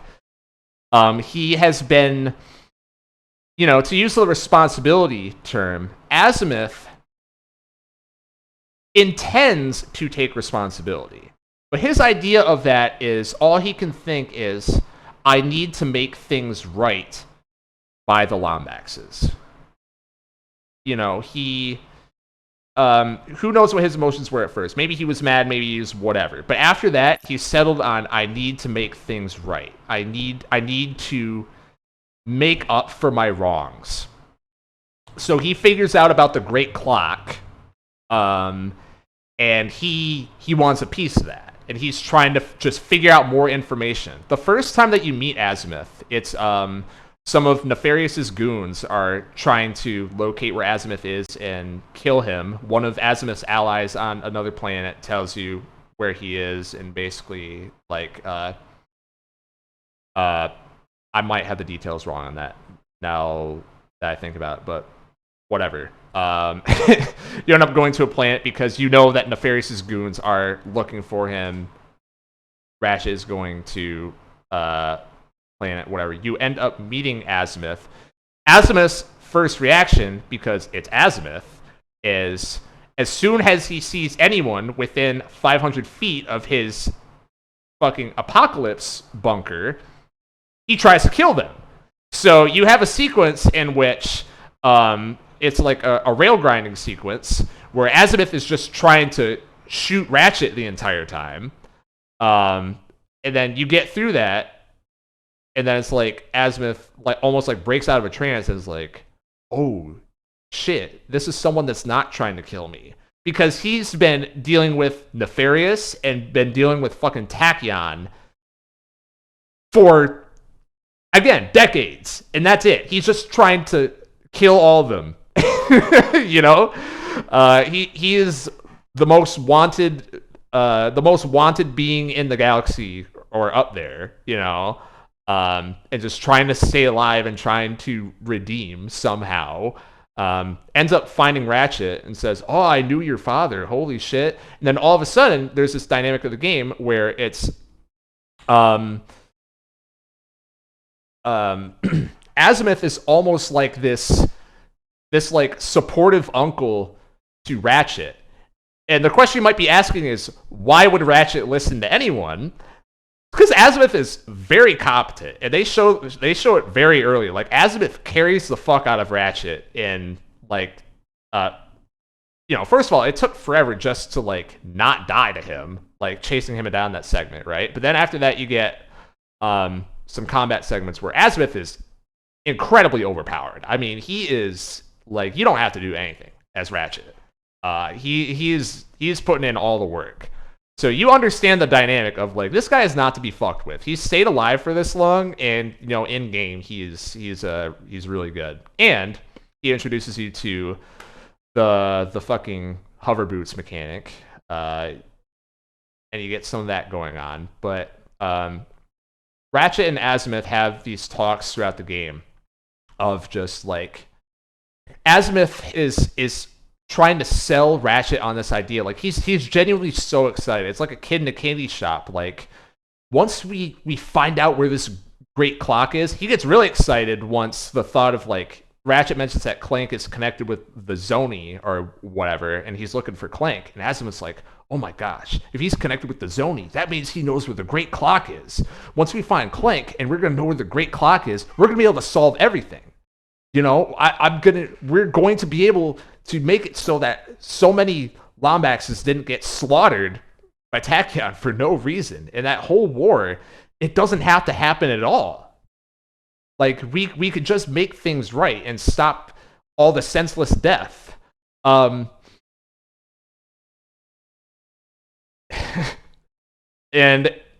Ratchet, the whole time while he's hearing this, there's the cutscene direction in this game is excellent, by the way. There's, like, just Ratchet doesn't ever refute this in words, but if you look at, like, his facial animations, there's a couple of, like shifting his eyebrows a little bit, like he's not totally on board with what he's saying. Like, he thinks that, are you sure this is going to work? Or, like, are you sure there's going to be, like, no unintended consequences for this? Like, how long have you been thinking about this? Are you just a crazy person? You know, all the above. Such tribal. We get to the middle part of the game. Ratchet reunites with Clank. This is actually 3/4 through the game. Ratchet reunites with Clank. And Azimuth is already there. Azimuth has been so excited the whole game and wants to go to the Great Clock to use it as a time machine. Now, if you remember earlier, I said that Orvis explicitly told Clank the Great Clock is not a time machine, and if you try to use it as such, who knows what's going to happen? So Clank tells this to Azimuth, and Azimuth just, like, mentally freezes. Because everything he's been working towards for 20 years, Clank just said, no, you can't do that. And then after freezing, Azimuth has this idea of, like, Ratchet, are you really going to trust this guy? Come on. Now, is that denial? Is that him genuinely not believing Clank? You know, is it a little bit of both? So Azimuth just leaves the scene to process what he just heard. Ratchet says, no, I'm going to listen to Clank. And Azimuth's like, okay, that's your decision. And he's fine with that, and then he leaves. The next time you see Azimuth, you beat Dr. Nefarious. Final boss fight is done. Nefarious is going to try and do his one final super ultra attack to pull out a victory at the very end. Azimuth just comes flying in on his fucking ship and blows up Nefarious. He gets the final blow on him in a really cool moment because Azimuth had not been on screen for a while. You probably forgot about him. And then all's good, and Azimuth wants to help the gang out because fuck Nefarious. Azimuth really hates Nefarious. Like he has a deep hatred for him. So it's very satisfying. He's more than happy to help contribute to that goal. And so everyone has to clean up, and because Clank is supposed to be the time god, that means he has to go to the Great Clock. So we're all going to go to the Great Clock. We have a scene where, again, they marketed this as the last game in the Ratchet and Clank franchise. You have to keep that in mind. At the very end of the game, the final boss has been defeated, and as they've been foreshadowing all game, Ratchet and Clank are going to have their tearful goodbye. They have their last words, and then they hug each other. And then Ratchet gets shot by Azimuth. I cannot tell you how cool this is.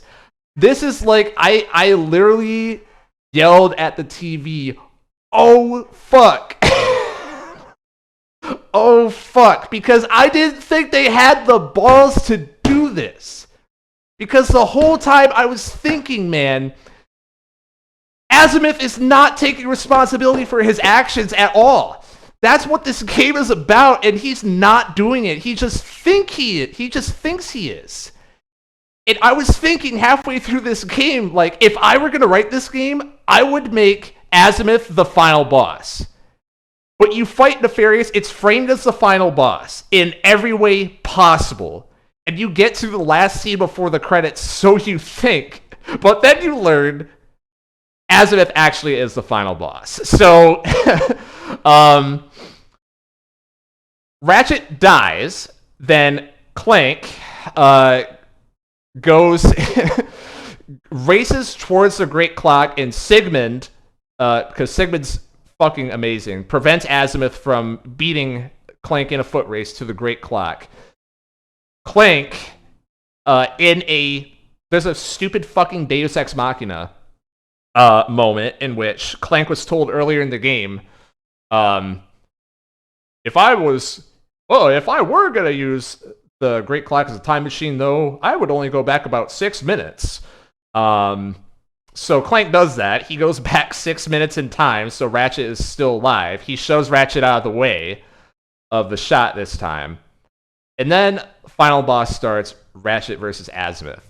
Now, remember earlier when I was saying this game is like a character action game with guns. Okay? That's kind of how it functions. So you have your final boss, Lombax versus Lombax. You're fighting Virgil. You're fighting Virgil in a fucking platformer third-person shooter. This is one of the coolest final bosses of all time, and the only reason why that's not a consensus is because this game is trapped on the PS3. I'm so convinced. There is just heartbreaking dialogue going on during this fight, and Azimuth is a stone cold motherfucker. Like, there's a part in this fight where Ratchet goes, so what if you do win? You're just gonna kill me? And then Azimuth's response is, yeah, I am gonna kill you. Then I'm gonna bring you back to life. Like, damn, bro, that's hard as fuck. That's hard as fuck. He is, man. Azimuth. He will not take no for an answer, man. He has to redeem himself by any means possible. And he is fucking deadly. And man, it's an incredible fight. Like, seeing any parts of Ratchet's kit used against him when, again, Ratchet's incredibly overpowered. So, and he even has moves that Ratchet doesn't have. Like, he has a move that deflects your bullets. In a third-person shooter where every weapon that you have fires 10 million bullets at a time. It's horrifying. It's horrifying. And his movement is cracked out as fuck, too. It's like impossible to keep track of him. He is hitting you from behind your back constantly and just taunting you and saying, like, I thought you could do better than that, and stuff like that. It's like, oh my God. Amazing. Amazing. Amazing. And then the game ends. Azimuth realizes, after losing, he has this moment of clarity where he realizes, oh shit, I activated this time machine and the Great Clock is collapsing around me. I need to undo that. And then he does that, and then he dies as a result. Sigmund and Azimuth, both just such incredible characters that are locked to this game. And then the actual end of the game, like I said, is Clank decides to join Ratchet and let Sigmund be the new keeper of the clock, the time god. And then we get an overlay. That's not what I'm thinking of. You have a voice in the background from Orvis. Earlier in the game, in Azimuth's first scene, when he meets Ratchet, he tells Ratchet,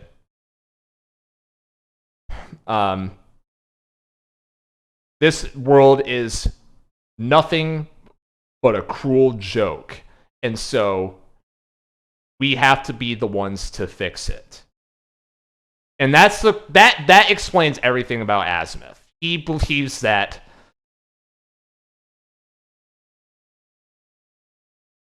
things are inherently unfair, and it is his duty to fix them. He believes the situation that he's in is not his fault. You know, what happened to the rest of his race is not his fault. What happened to Ratchet's dad it's not his fault. It's not anyone's fault. You know, why Tachyon felt the way he did isn't anyone's fault. It is the universe collectively saying, you know, that is what is at fault. It is all the systems at play by random chance. This is what happened. And he has a real argument here. He made the correct decision to not be racist and to try and, you know, just be inclusive and you know, just raise someone else as a part of a more supportive environment and all that good stuff, and it just didn't work. It just didn't work. So yeah, the line he said is, you know, the world is just a cruel joke and we have to fix it. So we get to the very end of the game after the final boss, as Ratchet and Clank reunite and they're going in the ship to fly off. Orvis has a voiceover, thank you, Mike, where he says, the universe actually has a great sense of humor. The trick is, you have to learn to take a joke. And that was supposed to be the last line of the series. And how fitting for Ratchet and Clank, man. It's so cool. It's so cool because it is a game that is based off of, it started as essentially heavy satire, you know, off of heavy satire, of jokes. There's constant humor throughout every game in the series. And that sort of self-seriousness is a common trait seen in every antagonist, especially Nefarious, because of its association with just not being able to move on and start taking responsibility for things. And that is what Ratchet has had to learn over the course of the whole series. fucking excellent. Fucking excellent. So, I think I talked for like an hour about this game. I swear we're gonna move on. But why is it not a 10? I think this is kind of petty, I admit. But the lack of talking about any critiques of consumerism at all, with how prevalent it is in everything before the Future Trilogy, when everything else is so neatly bow-tied, just kind of rubs me the wrong way. Because there are out-of-game reasons why they're not talking about class consciousness anymore in a game that is selling millions of copies with every release. And it's kind of like a shadow that looms on this game, in my opinion. So there's that. Another thing is, I think that there are some levels in this game that feel a little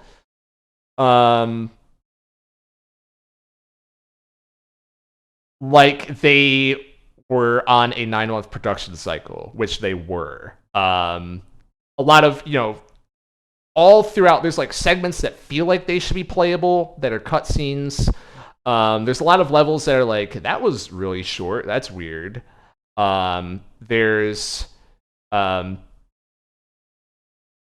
throughout the whole game, it's like the whole sense of progression is very thrown off in this game. Like half the weapons in the game you get from optional content, because the implication being they were probably supposed to have more levels.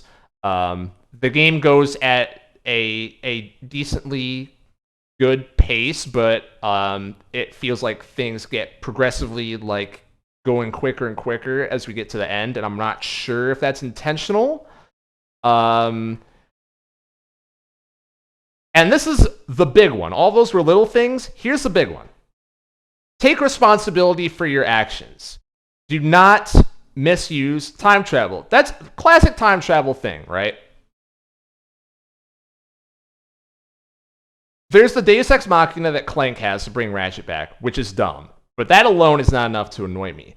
There are 2 levels in this game, which mechanically are very cool, but narratively go against the entire crux of the game, because it is, you have to stop a civilization from being ruined by time traveling.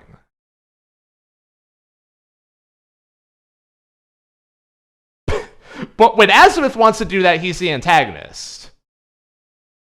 But when Clank does it, it's fine. It's, like, despite everything I said, that alone, I hesitate to say this is the best written Ratchet game, because that is a glaring omission. It's really fundamentally bothered me. Like, there's not any other way you could have done those levels. Like, Ratchet and Clank literally have time traveled back in time more than 6 minutes multiple times in the game before the climax.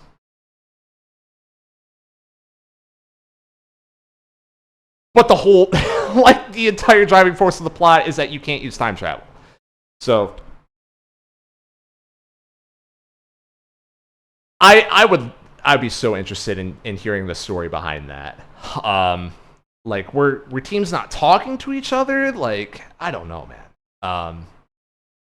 But yeah, generally a good game. The best Ratchet game. There we go. We are at 3 minutes on the stream. I'm through 14 games. Honestly, that's more than I thought I would. Cracking time. It's a 9. Final words. This is a top 5 game on the PS3. Period. Certainly a top 5 game that hasn't been ported from the PS3.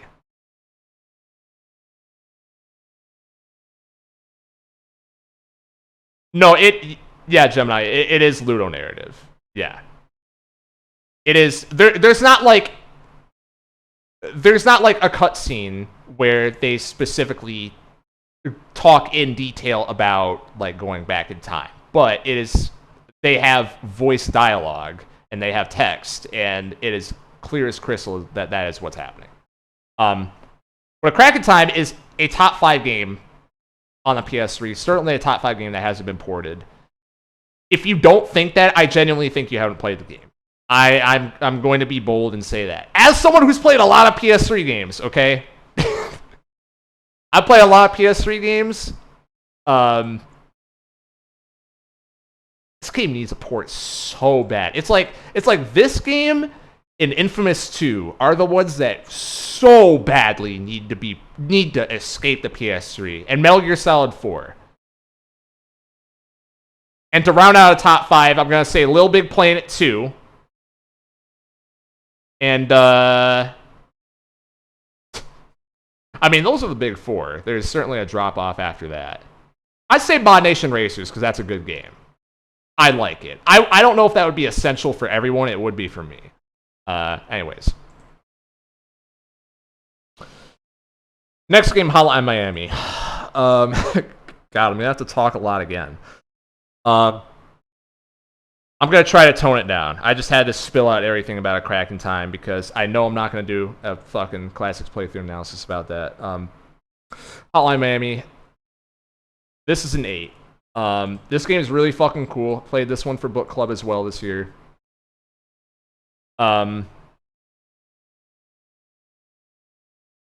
Let's talk about the early 2010s, okay? So this is a point in time where okay,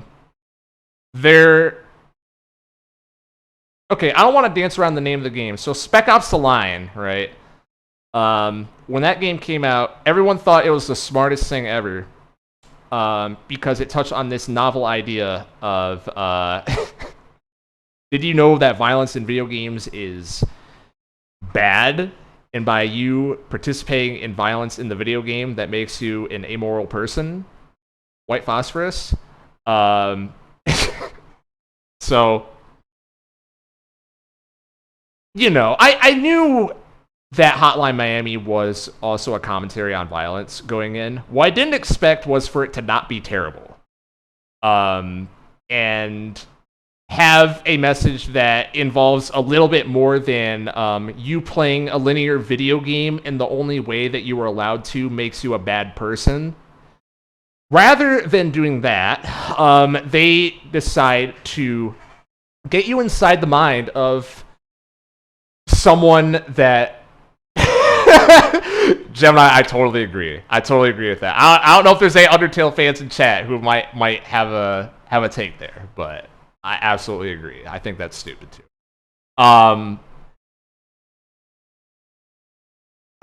Yeah, Hotline Miami.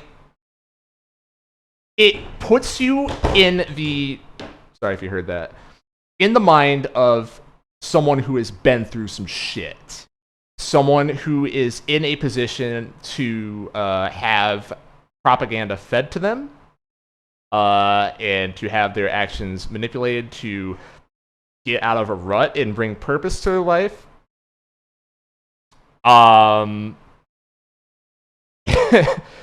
And he's going to kill a lot of people. Hotline Miami is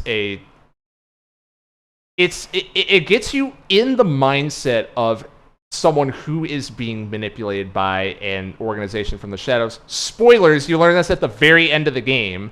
You just open up the game of like someone sent you a package and basically said, you know, here's a mask, put your mask on so people don't know who you are, and go and kill some people. By the way, if you don't kill people, we know where you live. So draw whatever implications from that you would like. So then he goes out and kills people. The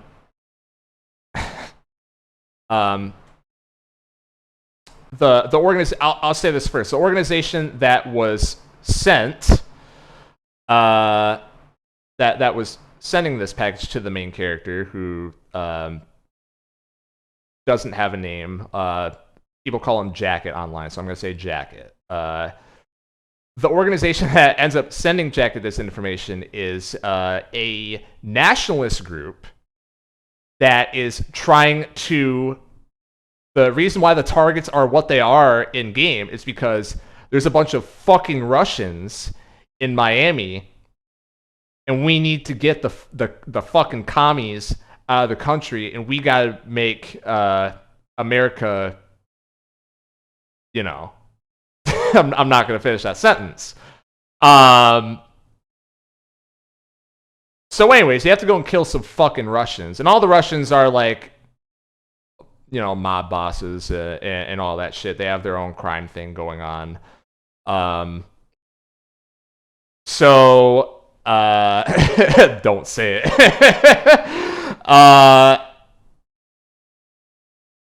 So you put on your mask, you go through the first level. This game feels literally incredible. It has a very, very strong learning curve. This game's pretty frustrating at first, but once you get it, you get it. It's the way the game presents itself. It's like you want to think it's a stealth game because you die in one hit to anything. There's enemies that can hit you from across the screen. There's enemies that rush up to you and just fucking like just start throwing a million attacks at you. So you want... There's a lot of ways you can play it. You can play it stealthily. But if you just hold W, you can just kill every enemy from behind if you're on the right path before they can catch you, for the most part. Later in the game, there's some spots where you have to be a little bit more tactical. But speed is very, very, very highly rewarded in the game. It is very punishing, and it demands precision. It demands being able to react on the fly when things change very quickly. But the mechanics are fair and consistent. And, of course, what everyone talks about this game, a iconic game soundtrack. A lot of people say that game soundtracks are iconic, but I mean, this is... Like, Hotline Miami is cited still as being a primary inspiration for a lot of synthwave artists. Like, like this is... You could argue this game is like something that elevated synthwave to being as popular as it was for a couple years there in the 2010s. Like this game was absolutely a part of that artistic movement. It was not a reactionary response to the movement. It was part of the movement. That part of it's really cool looking back because, you know what, man? A lot of that music was really good. It was really good. This soundtrack is fucking fantastic. So whatever. It's you are in the night. You have this just like constantly looping, just bumping music. Every time you die, you just have to press one button and you instantly respawn and you're right back in just like that. Super snappy respawns. You die. Like as soon as you die, you realize when you're gonna die before you even get hit, right? Because you've died so many times. So you're just spamming the fucking space bar to restart. Like, all right, restart. You're already holding forward. You're just mashing the restart button. And then you go in, then you try again. Then bam, kill. Fuck, I died. Fuck. Restart. So you do this all the while the music's playing. The music's pumping you up, getting the adrenaline up. This is a super fucking gory game, of course. It's so violent. There's so much like room for player creativity and doing crazy shit. And you're trying to figure out exactly what you're gonna do. And your heart's pumping when you get to the end because like, fuck, if I die, I have to redo the whole thing over again. It took me so long to get here. And then you finally do it, you get through the level, and then the music stops. They play a record scratch sound effect, and then they just stop playing music.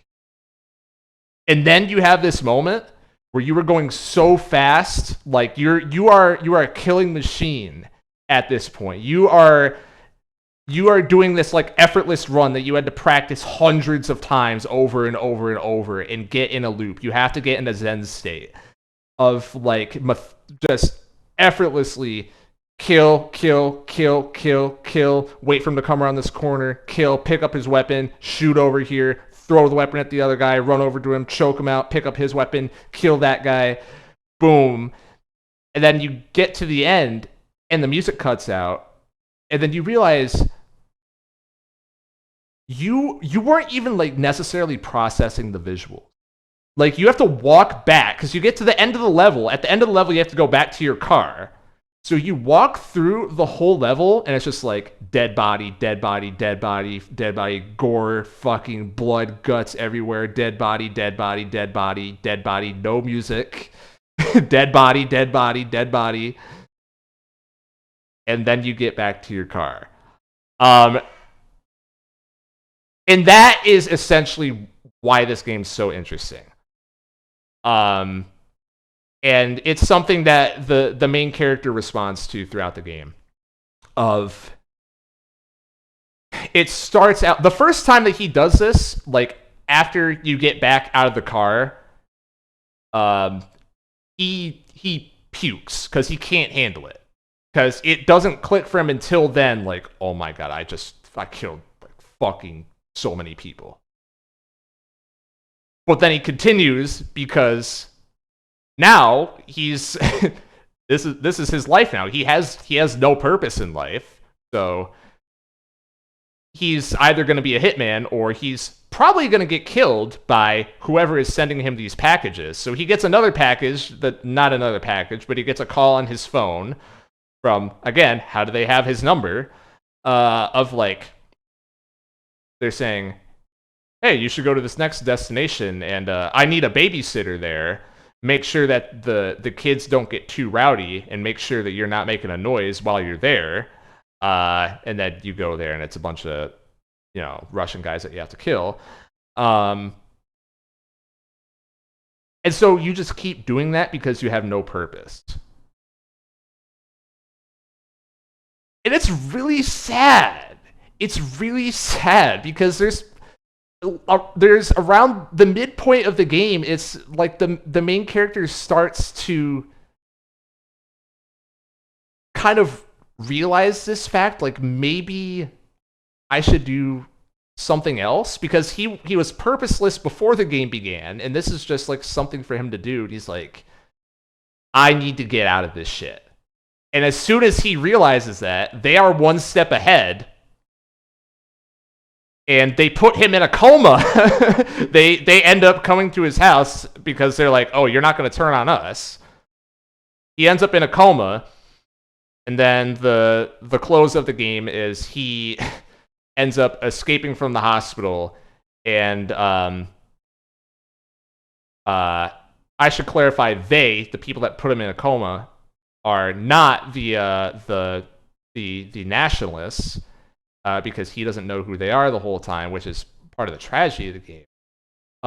It is a Russian who figured out where he lived, because he made the one mistake of not being discreet, which the nationalists keep saying over and over. You need to be discreet, you need to be discreet, you need to be discreet. He's not discreet. They find him, they put him in a coma, they wreck his apartment, whatever. There was a love interest in the game. They end up taking her away from him, etc. And so the end of the game is he gets out of his coma. He realizes what happened, leading up to that moment. It's like it's a flash forward, essentially. And then he gets out, and he's like, well, time to kill some more Russians. And so he does. He finally does, and he finally makes it all the way to the top. And let me make it clear: the Russian crime lords in this game are not good people. Like they're definitely rotten people. But the main character is a puppet. He very much is a puppet. And he doesn't know it the whole game. He thinks that this is all going to end once I just take out the head. I'm just going to rush. I'm going to take out the head, because these guys are fucking evil. They need to be stopped, and I need to have some kind of purpose. So he does that, and then as far as the main character knows, everything is all solved. So after he finally kills the last crime boss, the final boss, he just goes outside and smokes a cigarette, and then roll credits. That's Hotline Miami. It's a really thought-provoking game. I like it quite a bit. It's there's some parts in the actual plot that are and the dialogue is a little stilted in this game. So it's like everything that's cool about the story is the meta narrative. Is the like how it ties in with gameplay and how it ties in with what the player is feeling, but also maintaining the sense of tragedy and building empathy with the protagonist's situation, because he just doesn't understand what's happening, and he's just clueless. And it's I think the least interesting part of the game is its commentary on video game violence, because I don't know, like it's not like the game tries to be unfun. It's like I almost want to say it's less so saying like violent video games are bad, or if I don't know, I'm almost curious about like a developer commentary, because I totally see where that's coming from, but that, like, if they are doing that, then they are masking it with the actual like plot reasons why they are having it be the way it is. Like I think the video game meta commentary is less interesting. I think I already said. But there you go. Hotline Miami. I really like that one. Next game. Halo Combat Evolved. Gonna get an 8. Yes, I haven't played Halo before. Shut up. And that's why I wanted to play. Because it's like, how have you not played Halo? I didn't have an Xbox. And by the time Master Chief Collection came out, I was like not playing games as often anymore. And all the new Halo games, I heard they were all bad, so I didn't play them and blah, blah, blah.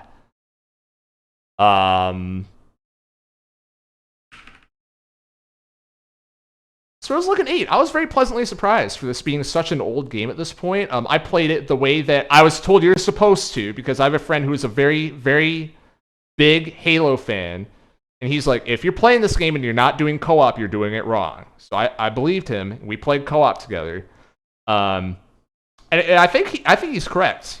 He's correct. If you're not doing co-op, you're doing it wrong. It's just good. It's just good fun. There's enough has been said about how Halo so strongly influenced console FPSs to this day, especially in the 2000s. And I heard a lot of things about like how it's slower pace and blah blah blah. And yeah, man, I think even playing on mouse and keyboard, like the slower pace really works to the game's strengths. Honestly, I think a lot of the there's some dynamic play coming in from stuff that's not the shooting and the movement, just the positioning and the swapping weapons and all that, and etc. And there's just a constant there's a certain X factor to this game, I guess, where I don't know, it put me back in a headspace that I was never in, but I always saw it depicted of of sitting on the couch at 2 a.m. mindlessly shooting shit and just shit posting like messing around with the physics engine once you get in the vehicle, like fucking running each other over. Like there's so much just stupid video game crap in this game like that. There's like it's the game is just actively a sandbox with I don't know. It's a sandbox.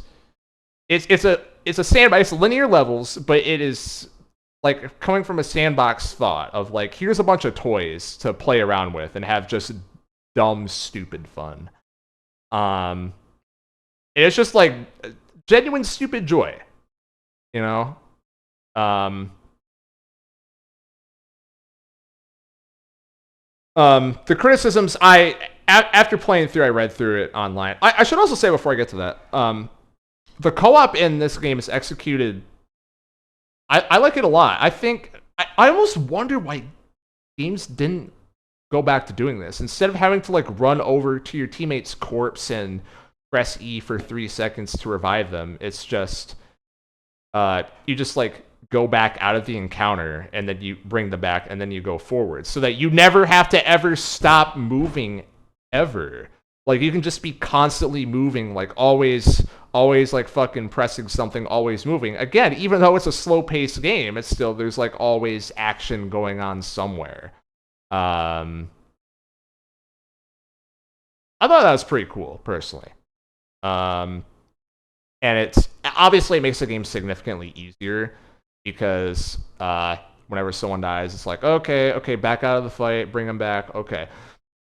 But I don't know, that doesn't matter. Like I feel like this is a game where I wouldn't think it's particularly.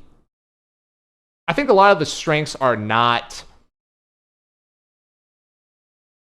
predicated on challenge. I guess it's a stupid fun.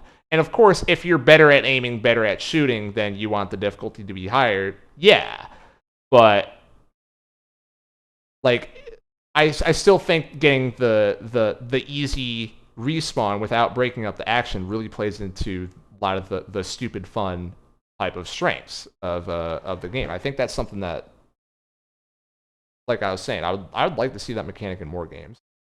The stuff I didn't like, and this is like all common complaints from what I read online. Story's good, by the way. I liked it, even though it's like there's the voice acting's funny, probably not in the way that they intended. But I was every time Chief talks at all, I was just like clapping at my screen. It was like, you know how earlier I was talking about like Shadow the Hedgehog in Sonic Adventure versus like the memes? Master Chief is like Shadow the memes. You know what I mean? It was like it's just so much fucking meme potential in like every cutscene. It was great. And near the end of the game, there's some actual legitimate drama that really got me. Things I didn't like. The library. That level's terrible. the library is terrible. I mean, like that's the number one thing I read in like every review after the fact when I looked online. Apparently, everyone hates that level. It's really bad. But the library is just like a symptom of something that's throughout the whole game. I'm sure we would have exchanged words. You gotta go back and look at the VOD.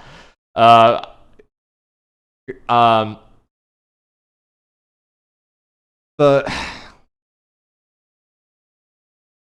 every hallway looks the same in this game. Every environment looks the same. They have like 2 textures per level.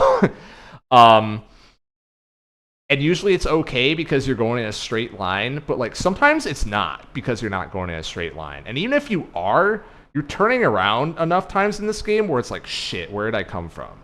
And you'll backtrack 5 minutes until you realize like, oh my god, I'm in the first zone of the level.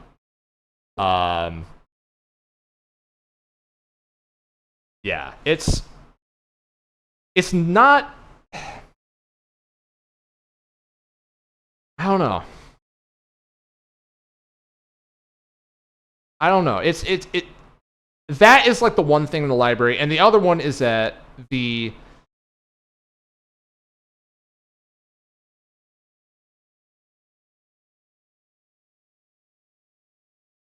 I don't know how to word this. It's the way that they seem to mix things up in this game often is here's different dynamics to the arena while you are fighting enemies. Whenever they don't do that, and it's like, here's a giant open area.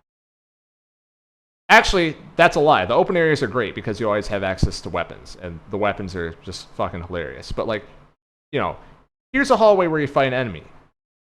Here's another hallway where you fight an enemy. Here's another hallway. Here's another hallway. Here's another hallway. The hallway is not the problem. It's the 10 hallways in a row. That's the problem, right? And whenever that does happen, like just reusing parts of old levels and like go back the same level you did before and do it again, which they do kind of a lot in the second half of this game, not just the library. All of those parts are kind of rough. But love the game. Unfortunately, I haven't been able to get a hold of that friend again to play Halo 2 because I've been wanting to ever since I finished this one. But yeah, haven't been able to, sadly. Not yet. Hopefully that's going to be on Game of the Year 2024. All right, next up. This is, oh my god, I have so much of this list left. What's up, Doodle? I'm doing well. So, along with Sonic Adventure, here's the other reason why I didn't want to do this stream. Talking about every game I played this year.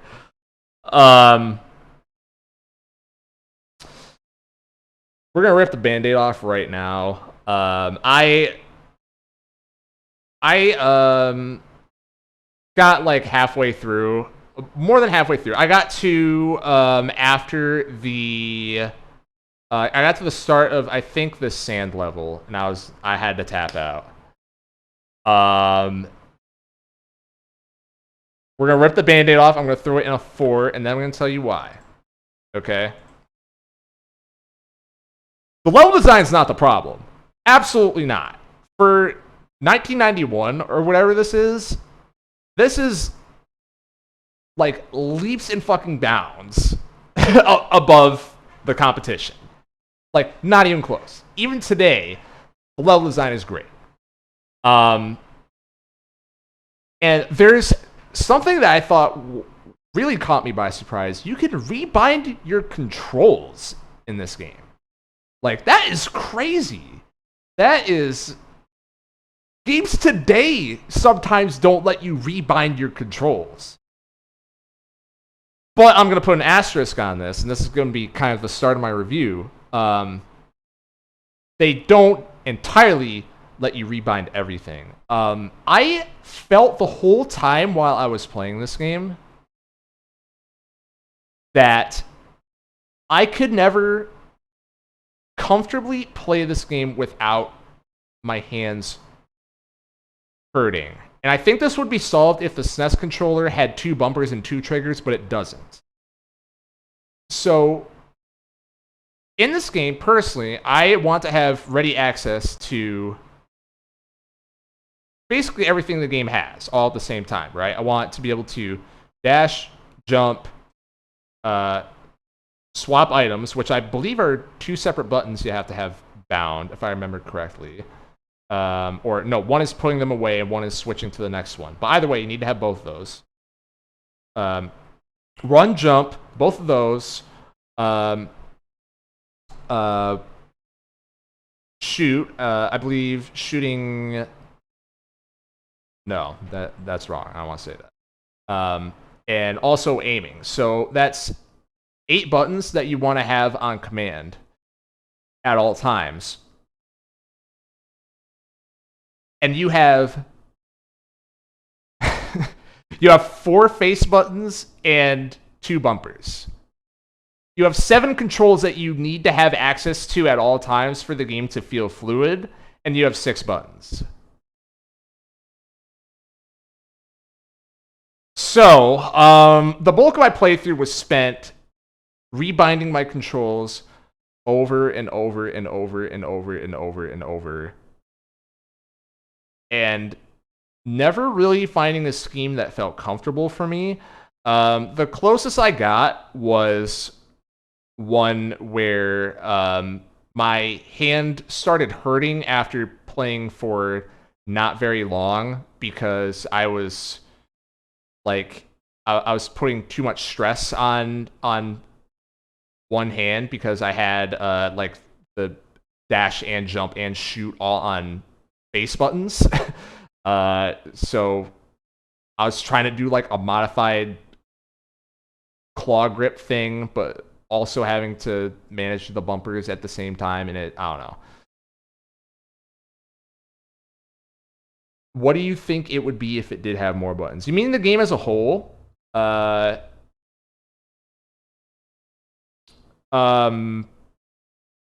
up at least 3 points, I think. Like it actively I'd say at least 3 points because that is the kind of core of my issue, right? And then from that, there's a couple other symptoms besides like my hands hurt and it doesn't feel natural. Some of the other ones being, there's trying to think of how to word this. A lot of the times it feels like this game is encouraging you to play a little bit more slow paced and be careful and take your time with your shots and stuff, which would make sense. It would alleviate the need to have this super twitchy game needing to press 7 buttons, have them all on command all at the same time, and whatever. Except when it doesn't. And you are facing enemies that require you to constantly be having twitch movement and switching up your aiming, or otherwise you're just going to instantly die. And it feels like that's the exception rather than the rule. But when it does happen, I had these moments where I was thinking like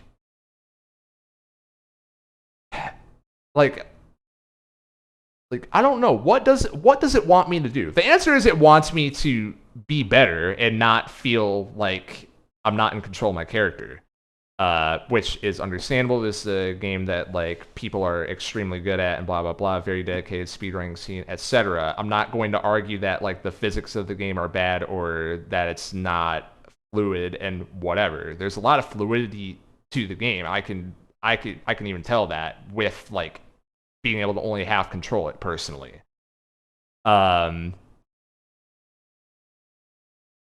It's I don't know.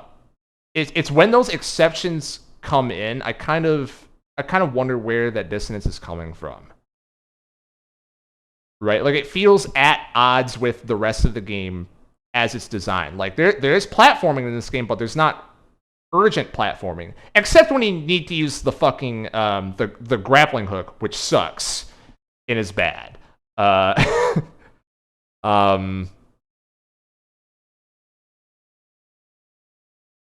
Yeah. And another thing, this is going to be relevant for talking about the next game on this list as well. I personally don't like having to shoot everything on the screen because one of them might be a secret. I personally just don't like that. And that is, I acknowledge that it's strictly just a taste thing, but these rankings are taste. Like, off my total vibe is I don't like that, therefore the score has to go down for me. And every new room you go in, you have to shoot every motherfucking block. Because if you don't, you might be missing the only way to progress. It's not just secrets, it's going through the game normally. So it's all that combined puts it at a 4 for me. Which leads into Metroid Fusion.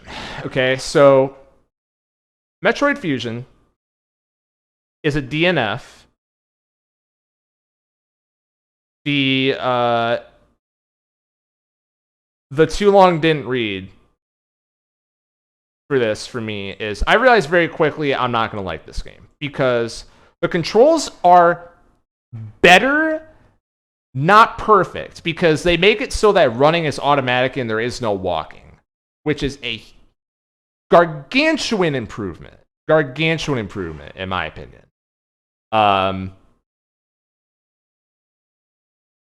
And I don't know. The kind of like the core meat of the map design continues to be good. But I was like 3 hours in and I already ran into, I don't know what it is, like 4 or 5 rooms where you have to shoot every single every single tile in the room to proceed. And it got to a point where this is when I stopped playing. When I started to literally just go full jaded and take that to a literal extent. Every single time I enter a new room, I just start one by one shooting every block. And at that point, I'm like, you know what? If I'm being a smartass, maybe I should stop playing the game. But yeah, the controls definitely feel a lot better in Fusion, for sure. And a lot of the early concepts they were bringing up in the story were definitely very, very interesting as well. I kind of I did end up looking up the rest of the story after this, but I planned on playing Dread after this, but I'm like, yeah, I think just like what Metroid is and how they are doing exploration is probably just not my taste. Unfortunately, that just happens sometimes. But anyways, next game. You guys came here for the hot takes. All right, what can I say?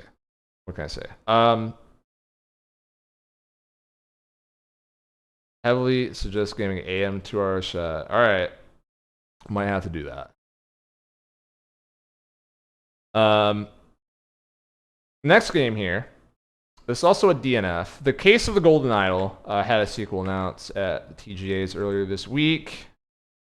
Played this one for Book Club as well. Once again, I have a very stupid reason why I didn't finish the game. That being, let me describe what this game is. This is a point-and-click adventure, and it's 2D, but kind of similar in a style to like Return of the Obra Dinn, if you're familiar with that, where there's an overarching puzzle that you are solving. There's like a 20-word like describing the scenario that happened during this scene type of thing, and every interactable object gives you another optional like word in your word bank that you can try and fit somewhere on the sentence and stuff like that. And actually solving that is derived by paying attention to this painting effectively, this like still image of an action shot of what happened. And you have to gather context by like jumping back and forth between different different areas and stuff.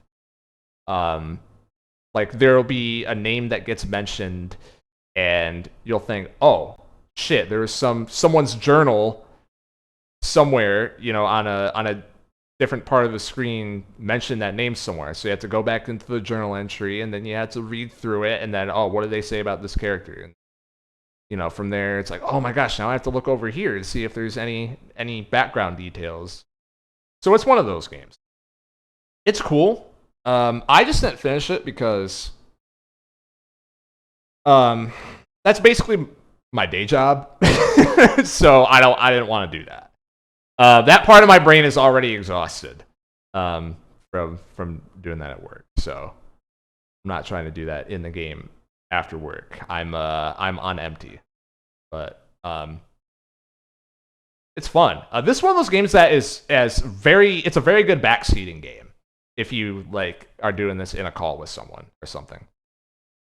Which I ended up doing. I ended up taking the co-pilot role for someone else while they were doing the heavy lifting, and I was just like passively observing and pointing out like, oh, why don't you talk to that guy?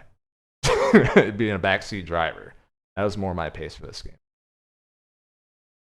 What's up, BP?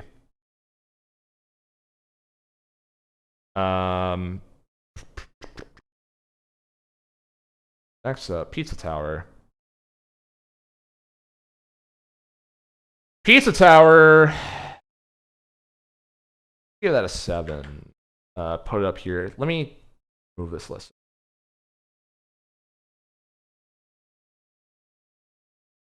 Pizza Tower. Also played this one for book club. I'll be honest, I would not have bought this. Otherwise, I would not have played it because maybe this says a lot about me in a negative way, but I am whenever there's a lot of attention that a game gets for meme purposes, I kind of assume that the game's not actually good and it's being gassed up by people who like memes. But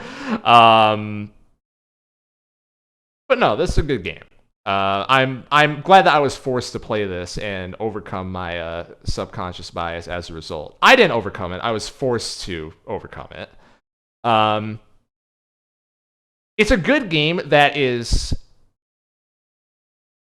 badly tutorialized. Yeah, I have also yet to play Friday Night Funkin', correct. yes, that is the same mind space for me.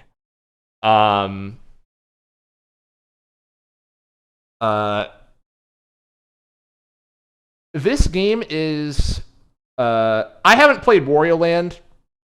Disclaimer, right? I've heard that people say that this game is heavily inspired by Wario Land, whatever. But it felt very like genuinely novel. Like 2D platformers are a genre where it feels like everything has been done before, but this felt like a new game, like a game I haven't played a million times before, which is really cool. That's probably the biggest strength of it to me.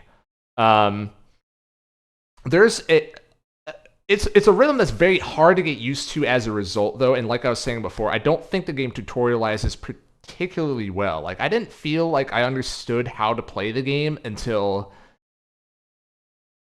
like the last world. There's I think 5 worlds in the game, so 80% of the game I felt like I was just frustratingly oafing my way through, not understanding what the game wanted me to do. But that last fifth, though, there's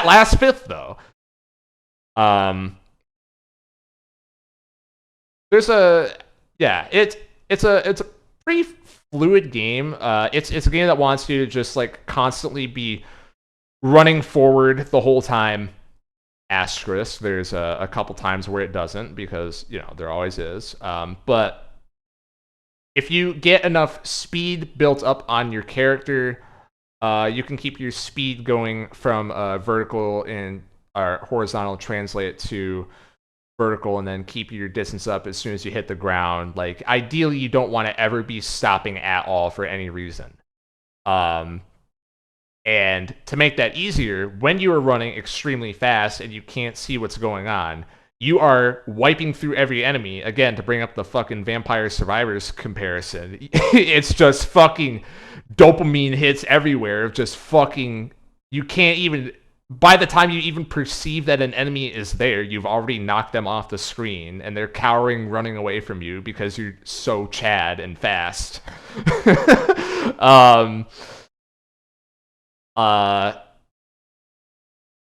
There's times that I thought the level design was not necessarily intuitive. Like, a lot of the times I would stop just because I'm like, where am I supposed to go now?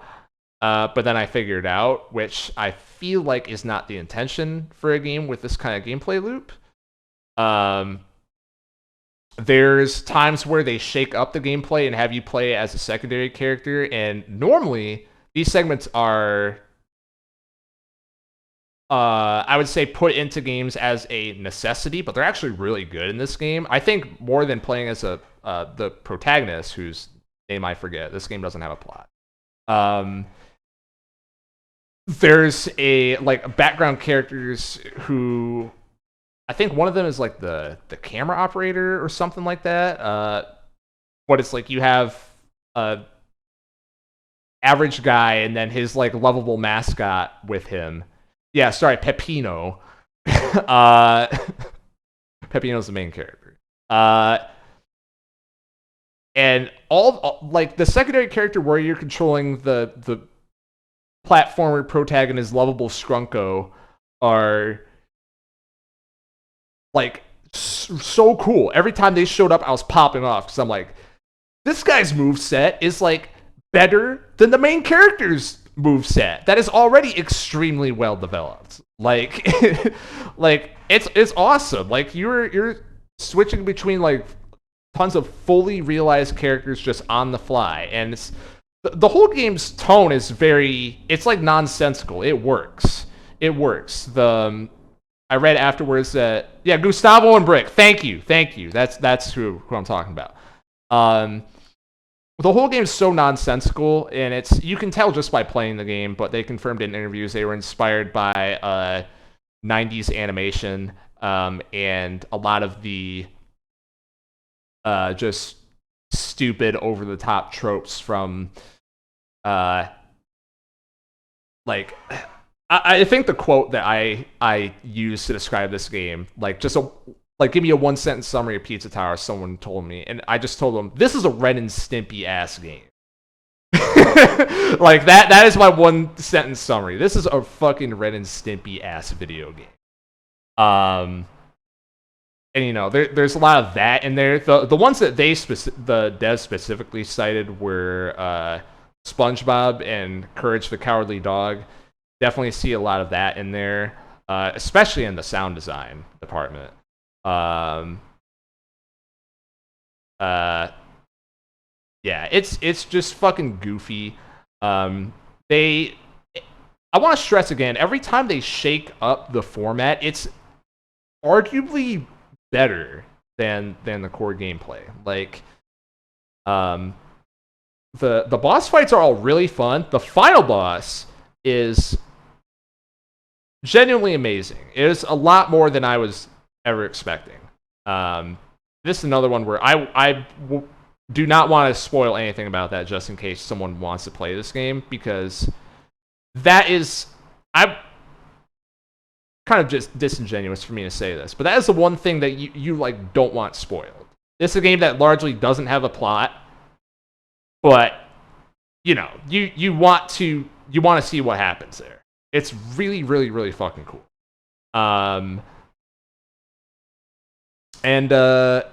Yeah, aside from the tutorialization and the sometimes weird, not necessarily intuitive, at least for me, level design, the other thing I would say, once again, goes back to the controls with me, because it always does.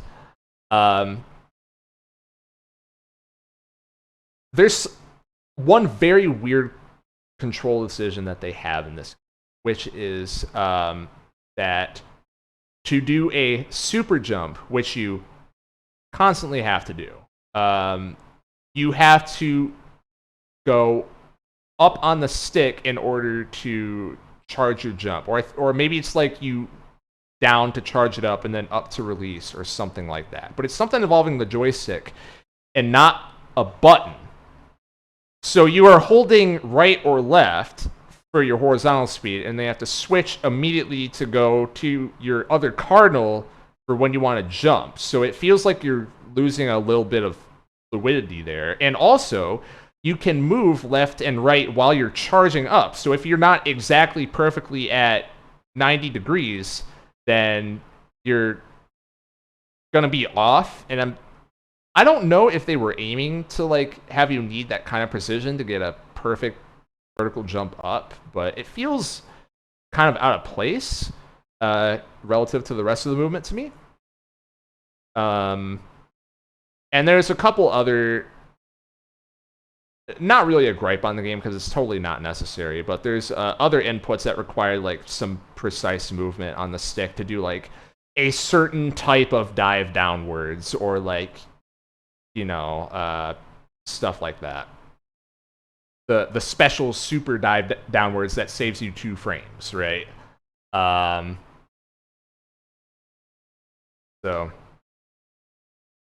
there you go. It's Pizza Tower. It's Pizza Tower. Moving on. Wow, this stream's gonna be longer than last year. Ha ha ha ha. Fuck. Oh, I already dragged them all on the top. Next game, Sunset Overdrive. I have less to say about this game. Sunset Overdrive. So after a crack in time, one of the top 5 games on the PS3, and if you don't think that, it's because you haven't played the game. Sunset Overdrive is the next game made by Insomniac's A team, because the B team was working on the sequel to A Crack in Time that shouldn't exist.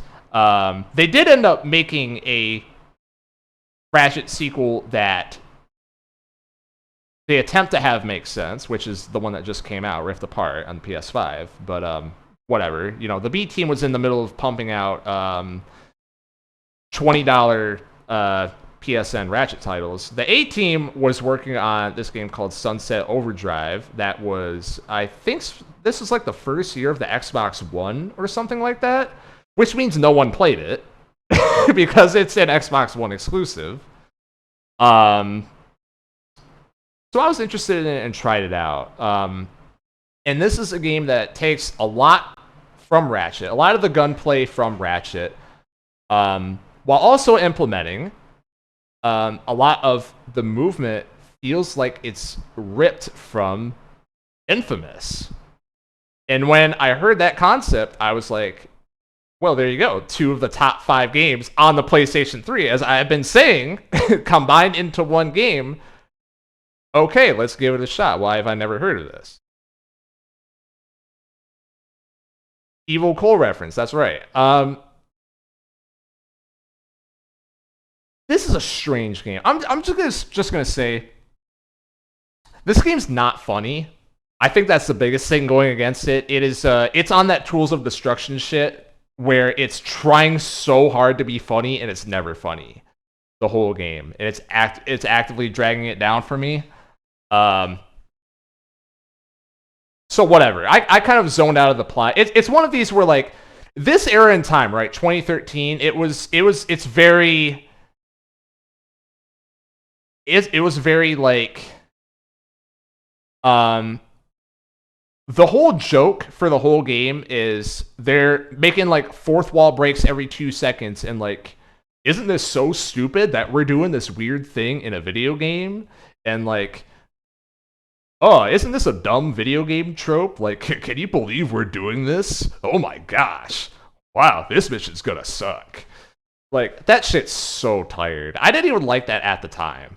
But 10 years later, it has not aged well. The Rick and Morty. You ain't wrong. You ain't wrong. So whatever. This game's filled with a lot of that. To its credit, I mean, the other half of that is it's not taking itself seriously, so I don't feel bad just zoning out on the plot and not engaging with it at all. The gameplay is interesting because the guns are amazing. The movement is amazing. This game has a style meter combo system in which the more you string together like interactions with the environment and also killing enemies and also, you know, blah blah blah, all these things you can chain together by just jumping around like a freaking madman, you start just getting insane damage multipliers, and all this stuff. Like, this is a, you know, much like Ratchet, this is a constant dopamine, you know, coming out everywhere type of format they have. So here's a problem, is that they have all these systems. Individually, they're good. There's a lot of good ideas. But when you actually play the game, about 5 hours in, I realized, wait, the most efficient way to play this game is to find a wire that covers the whole map, or like a wire network, because there's wires everywhere. They want you to constantly be grinding across the map and have access to everything. Find your wire network that you're going to be on for this fight that you're about to enter. And like do nothing but do something to extend your combo when you're turning around. Fire weapons, and because when enemies die, you have a huge magnet effect, because again, they want to encourage you to move around. All the ammo is going to suck back into you. So what you do is just stay in the sky the whole time, doing the minimum to keep your combo going so you can get a damage multiplier. And then you can never get hit by any enemy. And then you win.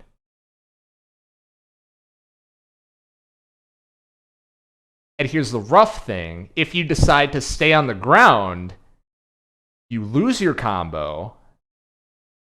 And then every enemy turns into a damage sponge. So you have to do that.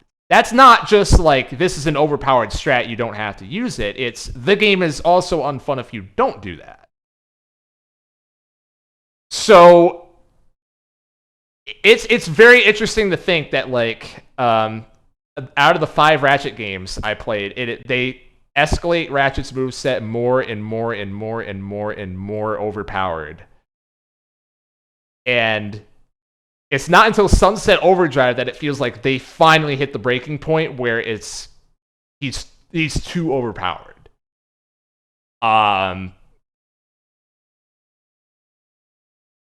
It's like, to comment on this again, I got to thinking about it because I was just like, it feels like something's wrong about this game. Like, this should be the best game ever made. like there's something that's just wrong. And what made me think about it is with the movement in particular, because Infamous, like I was alluding to, Infamous has a lot of verticality and a lot of emphasis on grind rail networks. Here's the difference. Infamous, 2 things. 1, the grind rail networks aren't always available everywhere. It's a way for you to get to central location A to central location B as a like a kind of a pseudo fast travel, a way to like chase down and cut off certain enemies and be able to make escapes when necessary. Not an infinite network. It's not something that you can stay on forever. Because the objective, like, you need to get to the objective, and the objective is often not going to be next to your grind rail. So the grind rail is an aspect that you can use to your advantage during the mission, but not where you're going to be for the entirety of the mission. And the other half is, of course, in Infamous, you have to use the fucking electricity. Like, if you were to try the Sunset Overdrive strat of just stay on the grind rail network forever, you are going to die extremely quickly because, 1, they have hit scan enemies in Infamous, which I didn't realize until beating Sunset Overdrive. Like, wait, they have no hit scan enemies the whole game, and I'm just zooming around the map. Like, how do they expect anyone to touch me? So that's 1. 2, your ammo does not come back to you instantly. And 3, in Infamous, you die very quick if you are not next to a source of electricity. Like, you can play dangerous if you want, but it doesn't take many hits to die. Like, what keeps Cole from constantly dying over and over and over in Infamous is because the level design leads and the mission design, because the missions are based around where the electricity sources are located. It's, you want to have the telephone pole be your home base, and you're gonna go out and you're gonna utilize your movement to like clear some space over here, but then you always come back to home base to get your electricity back, get your ammo, and get your health. In Sunset Overdrive, you don't have to do that because you have a magnet that brings all your health and ammo back to you every time you kill an enemy, which is every 0.5 seconds. So you have a game that is, it feels fun, but it's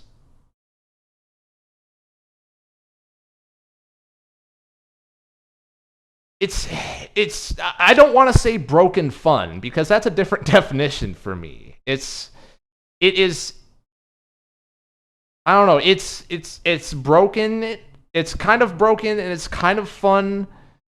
It's not really broken fun.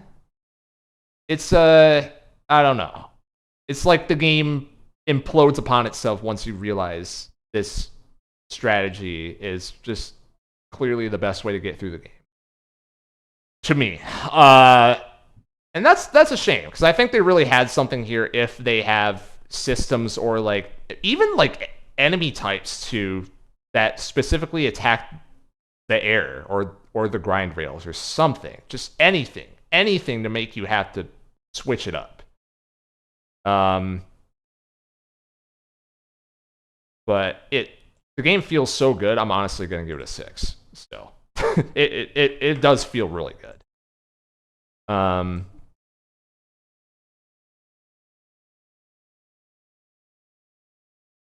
Yeah, flow motion and dream drop distance. Great comparison. Yes. God.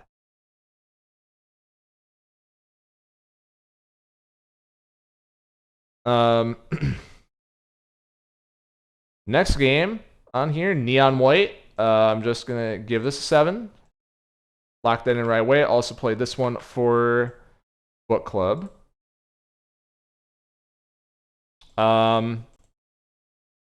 This game has bad marketing. Because when I saw the trailers for this game, and I also asked this question to everyone else who was in that call when we were talking about this game, did anyone else think that from the trailers for this game, when they were initially showing it, that this was going to be like a deck builder, like a Slay the Spire type of game? That's not what this game is. This is a speedrunning game. This is Mirror's Edge 2022. Like, so anyways, getting that out of the way, this is a speedrunning game.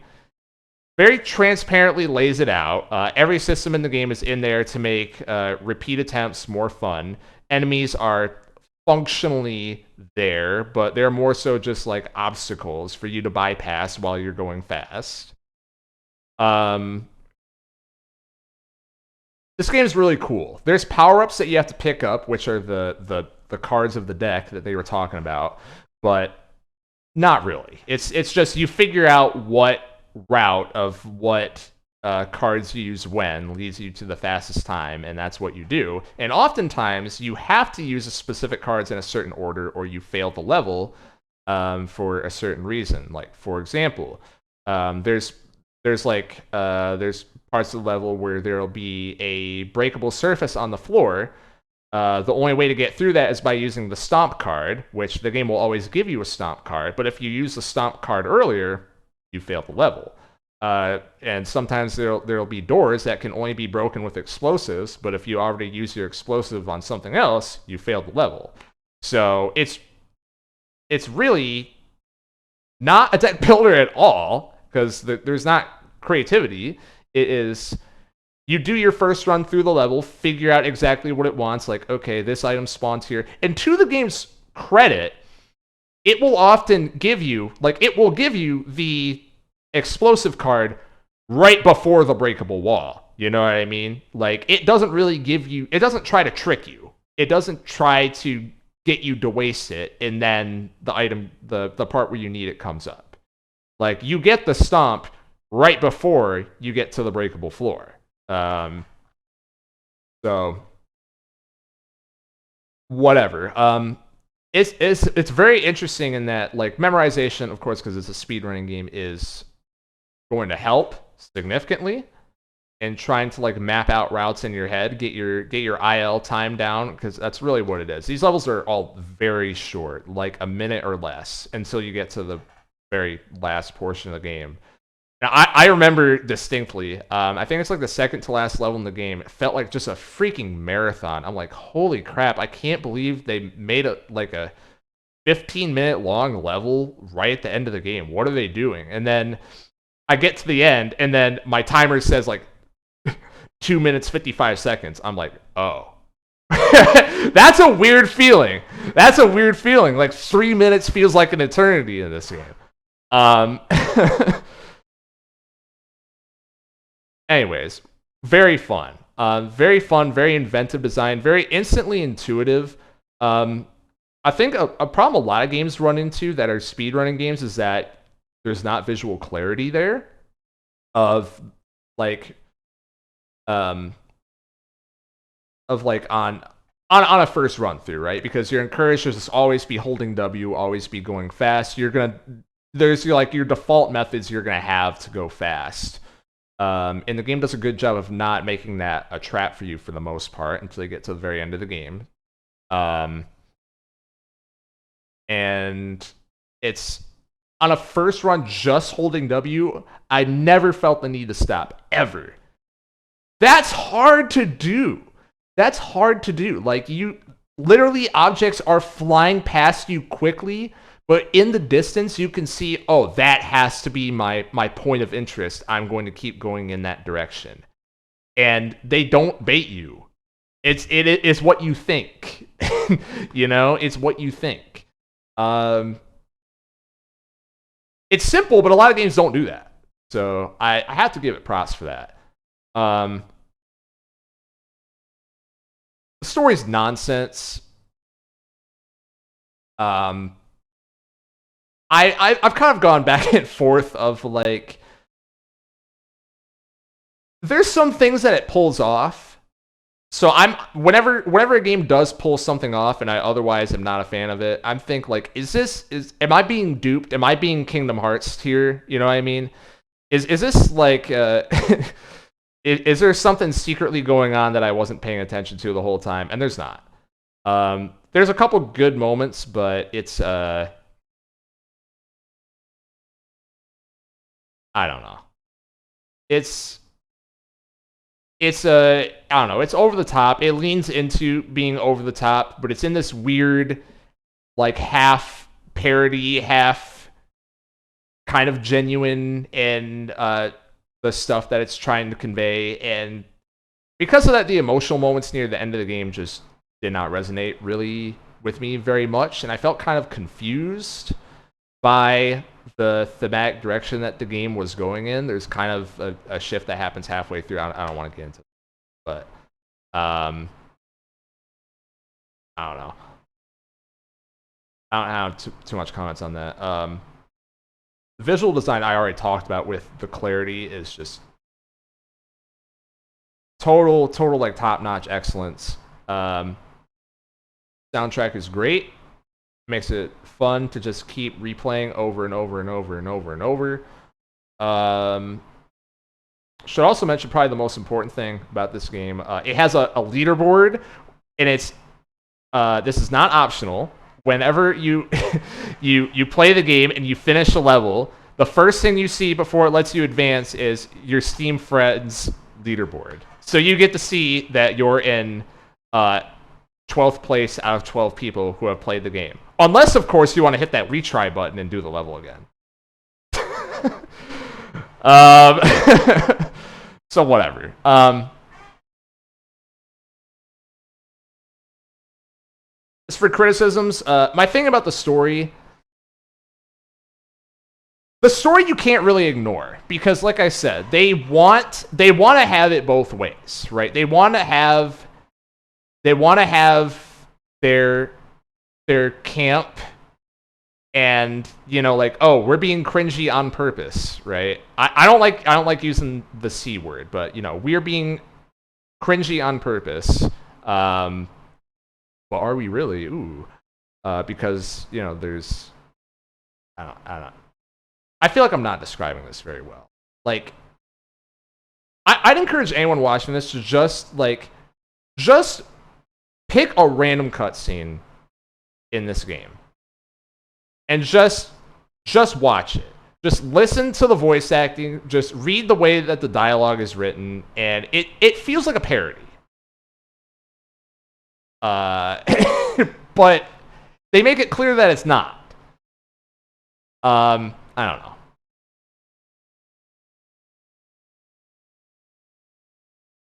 And like the fact that it's something that you can by technicality skip, but it is so actively a part of the game that it kind of drags it down for me. Like the story's not a zero effect on the game. It's actively like making me disinterested in continuing because I almost never had a positive reaction after like a big story event. Like, like there's some parts where I was getting a little bit more intrigued, and that's about as positive as it got usually.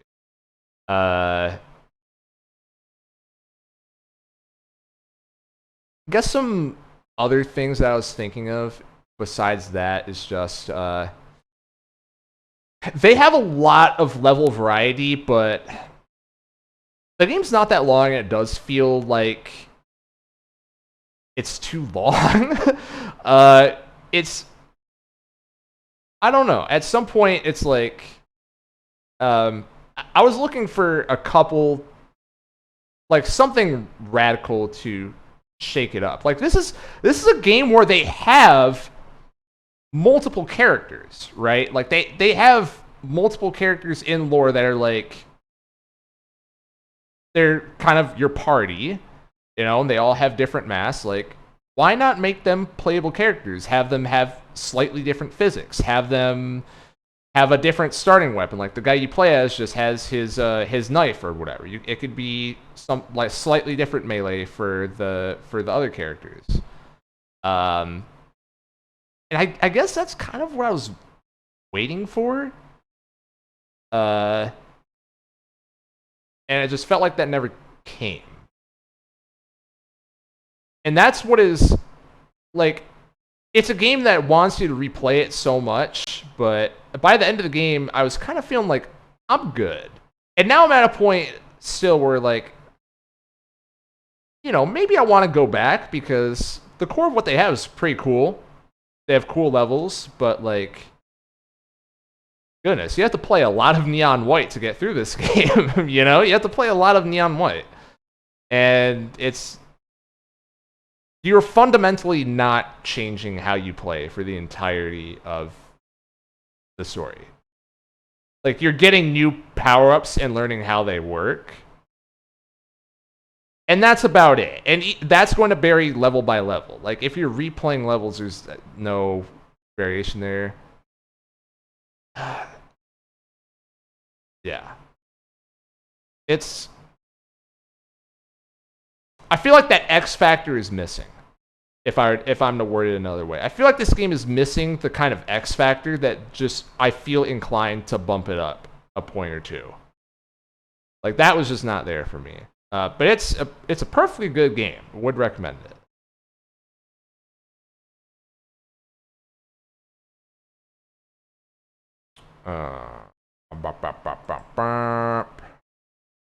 What's next?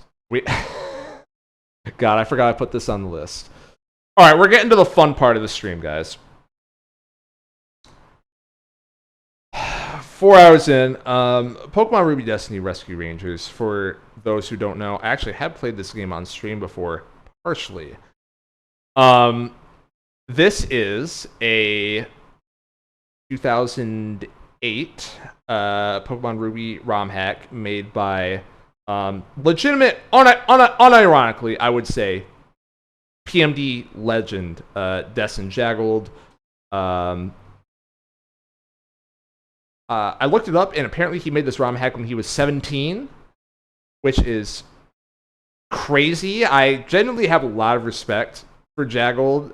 He is a pretty cool person, but he will tell you that this game is fucking terrible. And this is the only PMD ROM hack that existed prior to Sky Temple's release. The only public ROM hack prior to Sky Temple. I shouldn't say that because there were some like Red Rescue Team ROM hacks as well that I actually played on this channel, and I think that was 2018. But PMD ROM hacking effectively didn't start until 2020 when Sky Temple came out. So for a long time, if you were to go on a forum or a chat room or fucking whatever and say, are there PMD ROM hacks that exist? Because Pokemon ROM hacking is a very vibrant scene. Has there been anything for PMD, the most popular Pokemon spinoff? The answer has been no, but have you heard of Ruby Destiny Rescue Rangers? So I was one of those people that through that was led into playing this game. This is not my first time playing this game, so this actually shouldn't be on the list. But I replayed it. This is my first playthrough in like over 10 years. Did it for a call because I remember I'm like, oh, this story is so stupid. It just goes crazy places. This is unhinged because I'm attracted to that stuff, right? Those are all positives to me. Like the shit is just an absolute fever dream. So I was selling people on that. So with that being said, I'm going to give this game a 1. All right. This is the second game that I have given a 1 since I started doing these ratings in 2020. One of them was not on that stream because I did not have the guts to to put it on the list. But by the way, also this is how I stealthily get my review out that everyone has been waiting for. Ruby Destiny Rescue Rangers joins The Last of Us Part 2 as the only games this decade that I've given a 1. And it is for a very similar reason, right? The Last of Us Part 2 is not a game. It is nihilist poison and 20 to 30 hours of misery porn.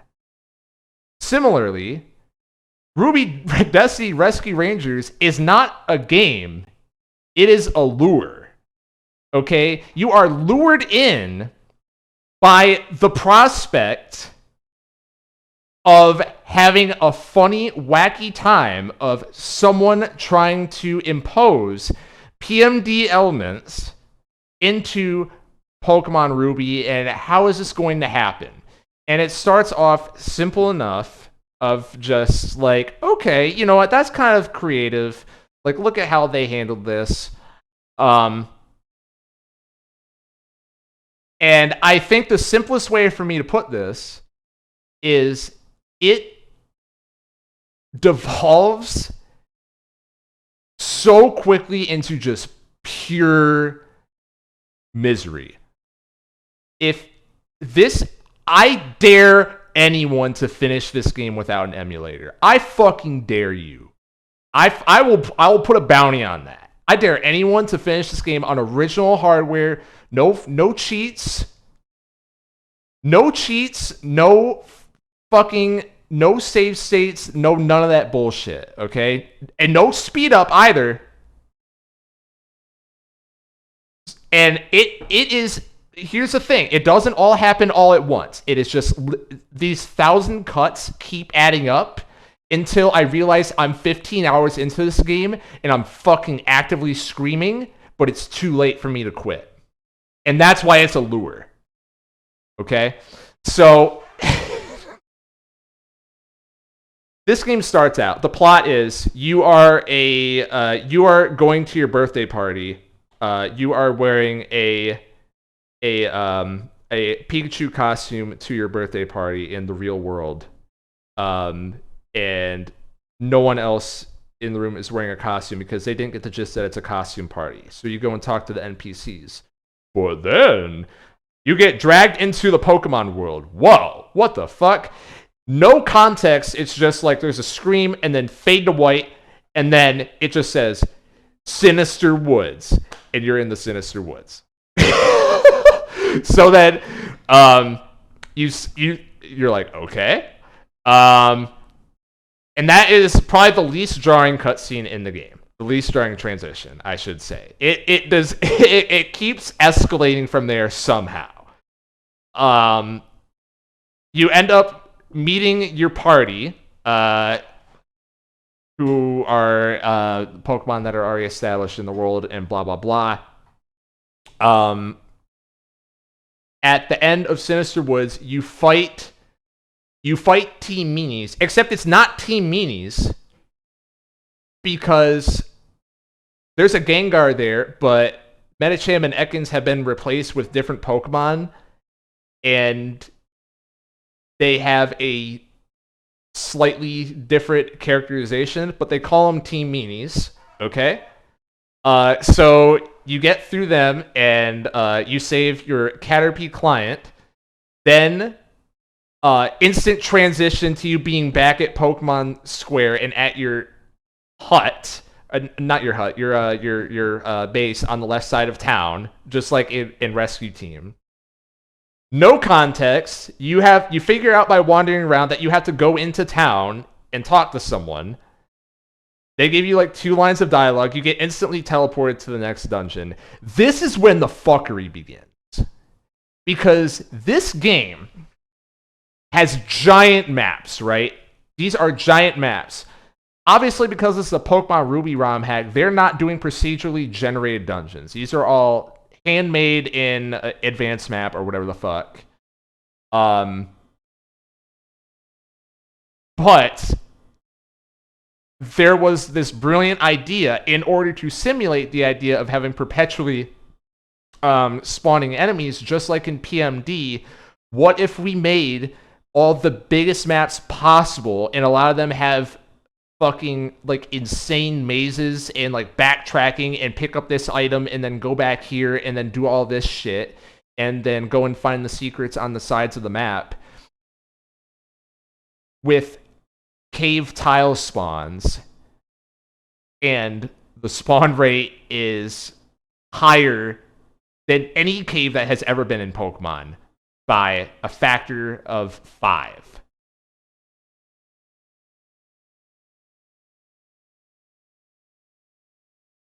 So, this is what I'm saying. I dare anyone to play this game without the speed up function, because I would say an average of every 4 steps, that is an enemy encounter. And they start innocent enough, right? The maps don't start huge, but the spawn rate, you notice that right away. It's like, okay, well, you know, I can see where I need to go, so I'm just going to take the direct route. I'm going to speed through. I'm going to run. I'm going to go to the steps sprite that is on the map, and then maybe there's going to be another part of this. Maybe it's going to be the end of the mission, and we're going to get like a 2-line cutscene and go get teleported back to town. But they don't. But it doesn't stop there. They're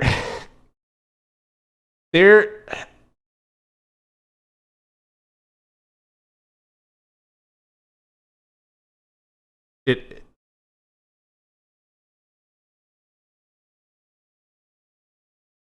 Okay, so let me describe this dungeon. Okay, I am morbidly curious now. Mike, don't do it. Don't do it, because you're going to get sucked in. You're going to play 5 hours. You're going to say, this isn't so bad. But 20 hours in, when it was way too late to quit, because at this point in the story, we had already had the character's self-insert have his fucking Sasuke arc beginning, okay? And we already had Giratina show up, be revealed that it was the fake Giratina, and then the real Giratina shows up, and then you beat him, okay? And we have the fake Mon, who was the real antagonist that's in charge of everything, but that was actually a plot twist, because instead of them, it's this other fake Mon that you haven't seen before. This has all happened before this dungeon happened. So after that point, obviously you can't quit. You're too far in. It's like, this story is way too Kino. Where could it possibly go from here? Okay?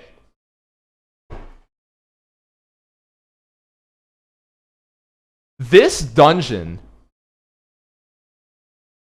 is literally, not an exaggeration, this is literally the biggest map that can possibly be rendered without... Let me begin. Before I even get to this. This game also has a system. Part of why it feels like it gradually progresses is because it literally does. You go through, on a certain path, you go through dungeon 1 to get to an item that's at the end. You have to pick up the item, then you get a cutscene, you go back to town. Then you go to dungeon 2. You have to use that item to unlock a door. The door is at the end of dungeon 1. So you'd think the game would just start you at dungeon 2 because you have the item. No. Go through dungeon 1, the entire thing, the entire trek that you just did. Reminder, there's a spawn every 5 steps. Get to the end, then use the item, then that unlocks the steps. Then you've unlocked a second room. You go through that room, you get to the end, you have another item. Then do it again a third time where you have to go through dungeon 1, then you have to go through dungeon 2, then you have to go through dungeon 3.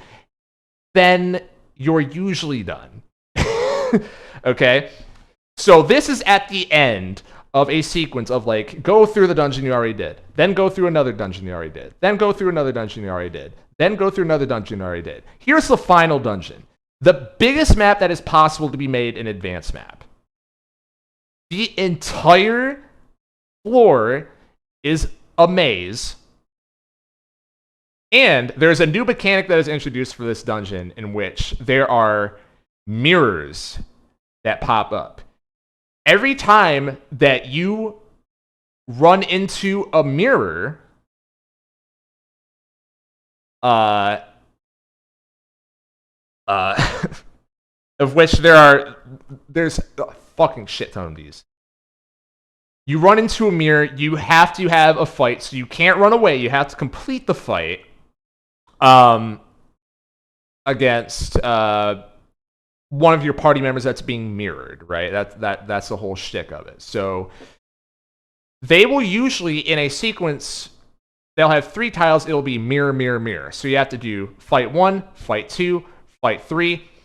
By the way, the game normally gives you a lot of like passive full restore tokens on the map. Those have gone away in this dungeon. And also, if you die, you have to go back to the very start. And go through dungeon 1 and dungeon 2 and dungeon 3 and dungeon 4 again. So don't die.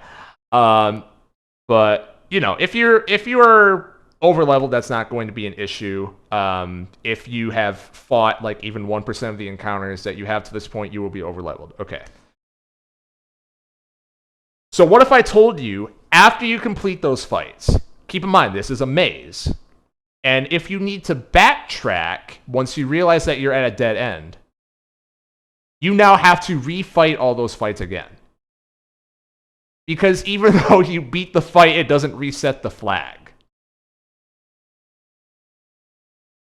So, fight those 3 again, then pick one of the other 5 paths available, and they all also have 3 mirrors. I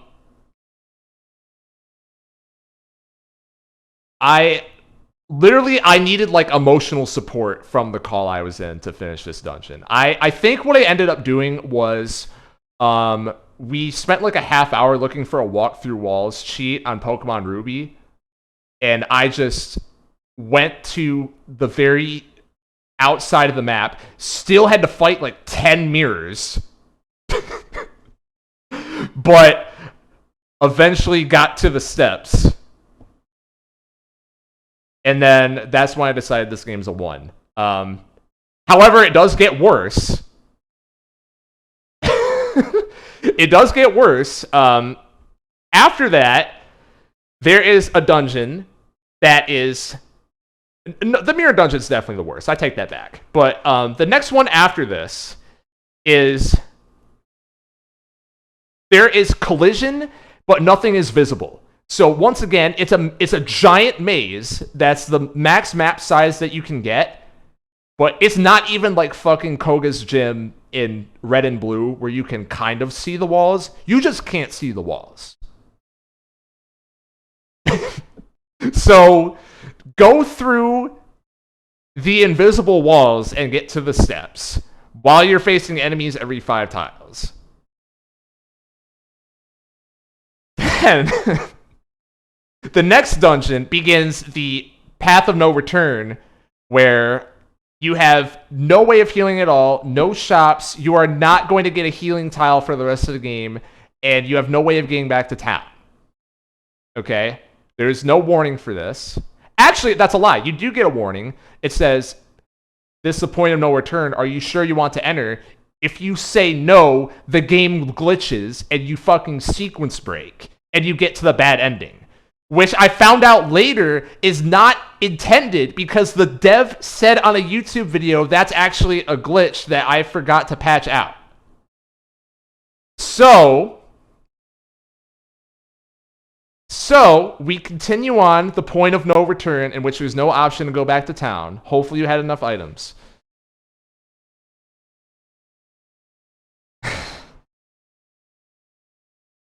Oh my god. Fugitive segment, yep. Every PMD has one. Every PMD has one.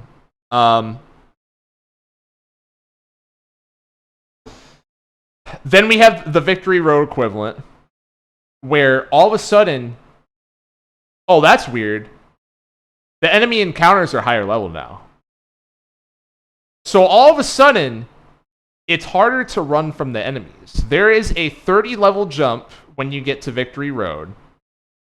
It is not as hard to traverse as the other ones, but now the enemies have a real chance of killing you, and they're using moves like fucking Perish Song and shit like that.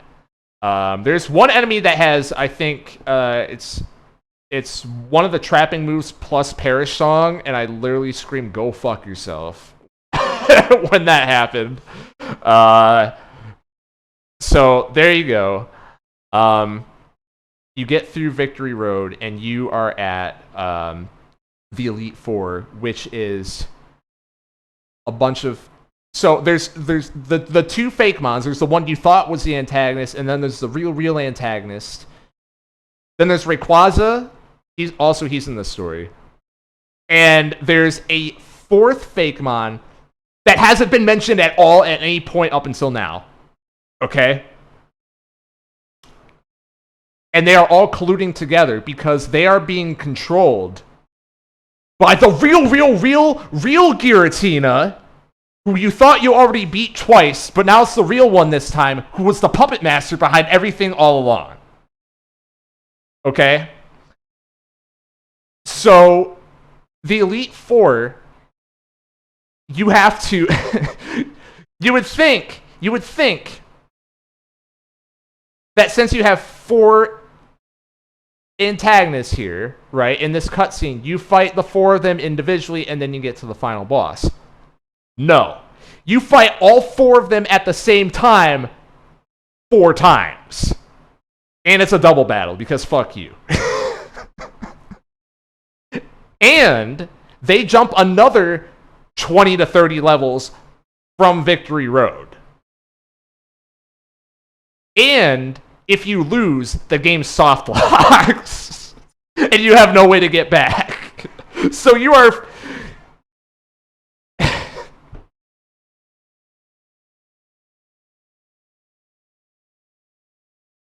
Oh my god. So, after like 4 hours with save states, I get through this and I get to the final boss. The final boss is not actually Giratina, it is the Shadow. Okay? So you fight the Shadow. He has a move that's like question mark, question mark, question mark. It does 1 damage. I had someone in the call look it up after the fact, and it did 1 damage because the power was coded so high it overflowed. Back to being 10 power.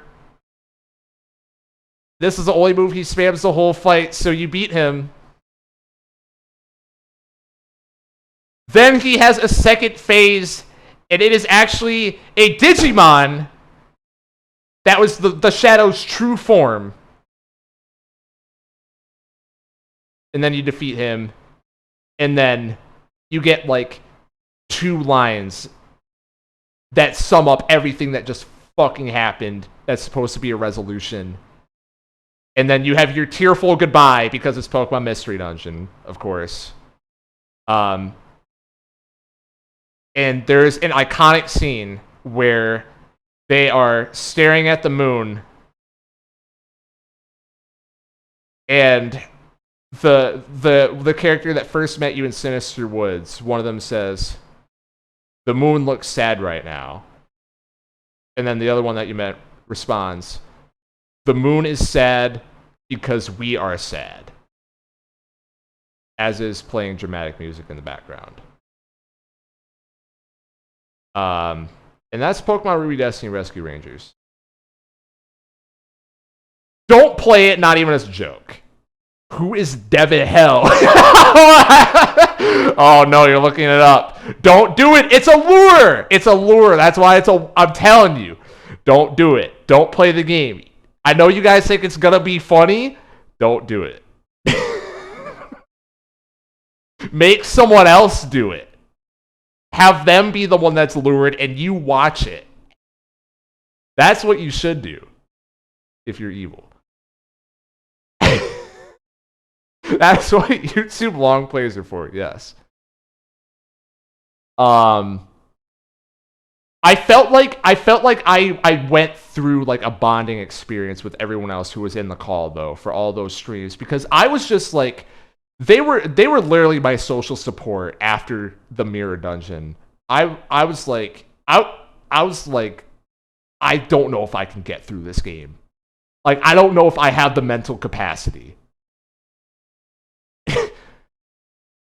Also, nominated for Hack of the Year 2008 on Poke Community. So there you go. Next game, Firewatch. One's a little bit better than Rescue Rangers. I'm going to say I'm gonna say a 6 for this one. Firewatch I had some mixed feelings on. I think the conceit of the game is genius. I think this game is a pretty good opening. And a conceit that I was very excited for, which is make a walking sim that takes place on a hiking trail. Like, duh. Like, why have I not played one of those before? It's something that it's, you know, turning that into a video game format, it can tie into a lot of what's cool about hiking in real life. You know, this is a game that takes place in the Wyoming, in the mountains, in I believe it's a national park. And you are a park ranger who has to monitor what's going on. And there's, you know, I think what it does well is it generally kind of explores a lot of what the mindset is of someone who seeks such that pure form of protected nature and of recluse and just the wandering around and exploring. In theory, because the game, there's a clear love for that. Like, the people who made this game love going on hikes in the mountains in real life, and you can tell because there's a lot of like attention to detail, and the types of things that they're telling you are cool are things that are cool in real life when you're hiking. And stuff like that, and a lot of like they make sure to have scenic views everywhere. So this is another one where I can tell you right now my interpretation of just how the game played out is affecting my score. The story of this game is you are someone who there's this big thing at the game where you have a bunch of choices where you can make in the game, but no matter what your choices are, the general gist is you married someone, love at first sight, whatever. You get this story about how things were going well until all of a sudden she started having memory loss, and then the game details for the next like 5 minutes all these kind of how her mental health started to deteriorate, and then you end up learning that she has early onset dementia, and your main character starts to do other things and get away from her because this isn't the person that I married. Until it eventually gets to the point where she can no longer really function correctly. You know, she needs someone to help her, but you can't or maybe don't want to always be around, and so you have her be with someone else who can take care of her. And then months later, you decide to go out to the wilderness and become a park ranger. And if you're anything like me, after hearing this intro, my immediate thought is, what the fuck are you doing? And, you know, the game is going to ask that question and lean into it. What the fuck are you doing? When you get there, after the prologue ends, you have a radio that you carry around. There's one person on the end of the radio that you talk to, and this is a person who's going to like be giving you hints throughout the game, but also she's gonna also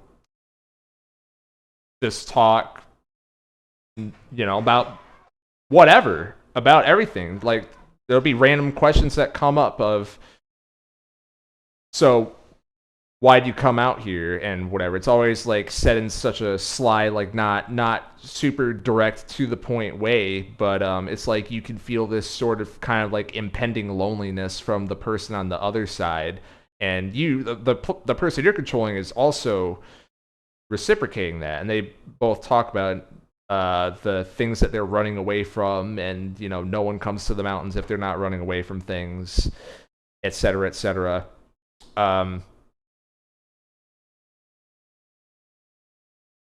My main issue is this person that you're talking to on the other side of the line, I just thought was annoying, and I got bad vibes immediately, which is not the intention, or if it is, then I don't understand what it adds to the game. But this is a person who's just a constant fucking, can never stop being a smartass and always has some stupid comment to say, always, and always just has to be the smarter person at all times and have some fucking wise ass thing to say. And I've known people in real life, and they fucking drive me up a wall, and there's just no genuine bone there at all. Which, to this game's credit, part of the way it ends is you think that you are going to meet this character that's been on the other side of the radio that you've been talking with for the whole game, but you don't, because she left you without even bothering to meet you, because she doesn't commit to anything, and she's generally just a bad person. Or at least that's how I interpret it. It's like, well, obviously she's not going to wait for you, even though she implied that she might, you know, earlier in the game, because she's a bad person. She just wants to feel wanted, but she doesn't want to put in any effort into actually maintaining any kind of relationship, friendly or romantic.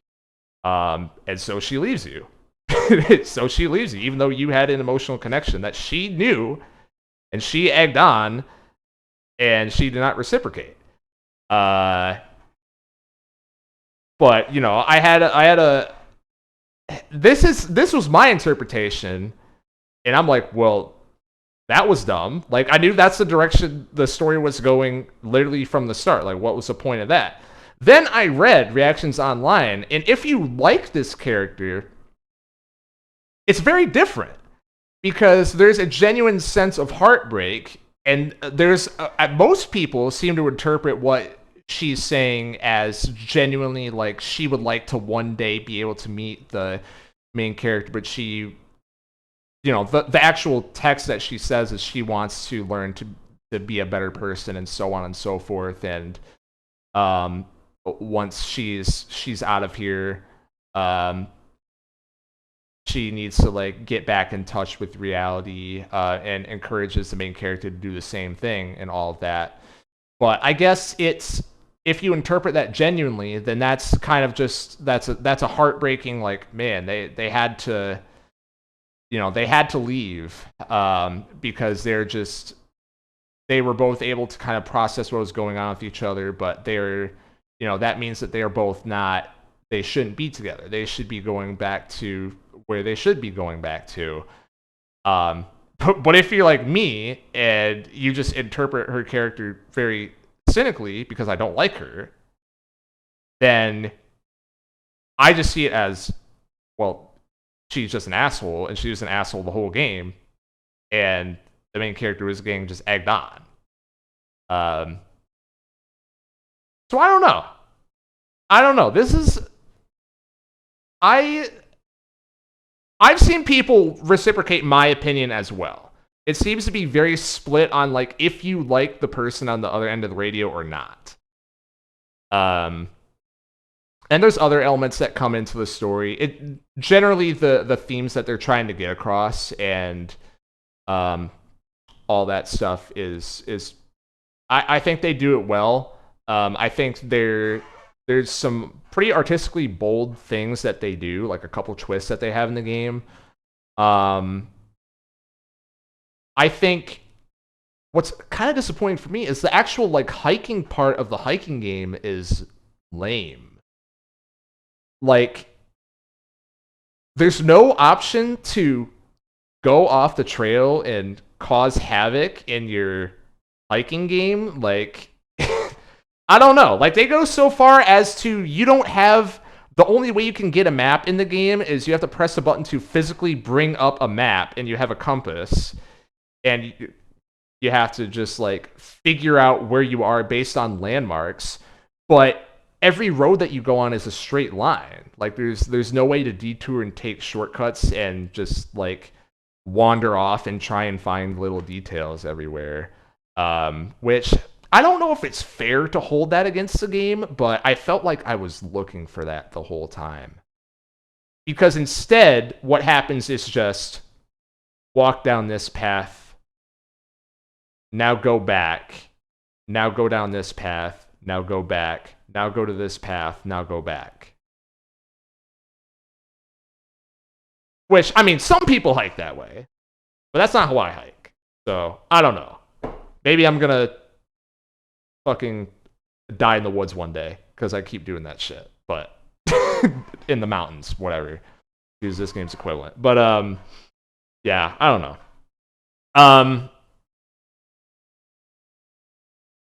But even in gameplay terms, I did start to get a little jaded of like, oh, I wonder if I'm gonna need to just walk all the way back and nothing's gonna change. Which sometimes things do change on the way back, but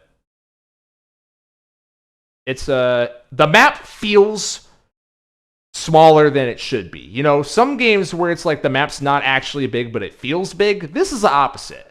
The map is fairly big, but it feels small. Because it's just straight lines that you're walking, I think. And it's disappointing for a hiking game. Again, like, but yeah.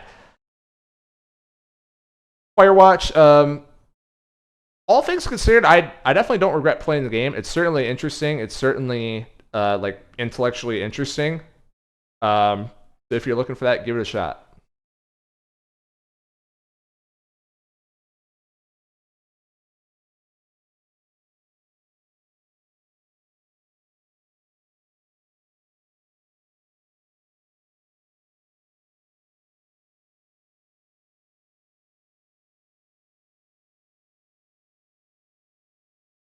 BP says, I think years ago, I watched someone play this game, and I thought it seemed a little limited. I wanted to make stupid jokes, but I couldn't because there wasn't too much to do in the game outside of the generally serious story. Yeah, there's not. Yeah, you can't really interact with anything except like open a chest. About it. Which yeah, that's also kind of crazy for a hiking game. They literally have.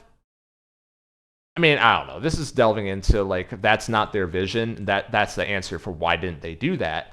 But come on, man, it's right there. There's literally a part where they give you a fishing pole and like tease having a fishing mini game, and then they don't do it. Like, what the fuck? I don't know. I like that's not hiking, but whatever. I don't know. It is very literally just walking. Definitely seem more focused on its narrative and themes than following through on the hiking sim bit. How much effort they go to set the mood did catch me off guard too. I think that's what it is too, because the mood they set is there. Absolutely. Like it's just that made me want to go off the rails, but I just couldn't. There you go, Firewatch. 3 games left, and then moving on to these, which are going to be significantly quicker. That's the stream epilogue. Oh,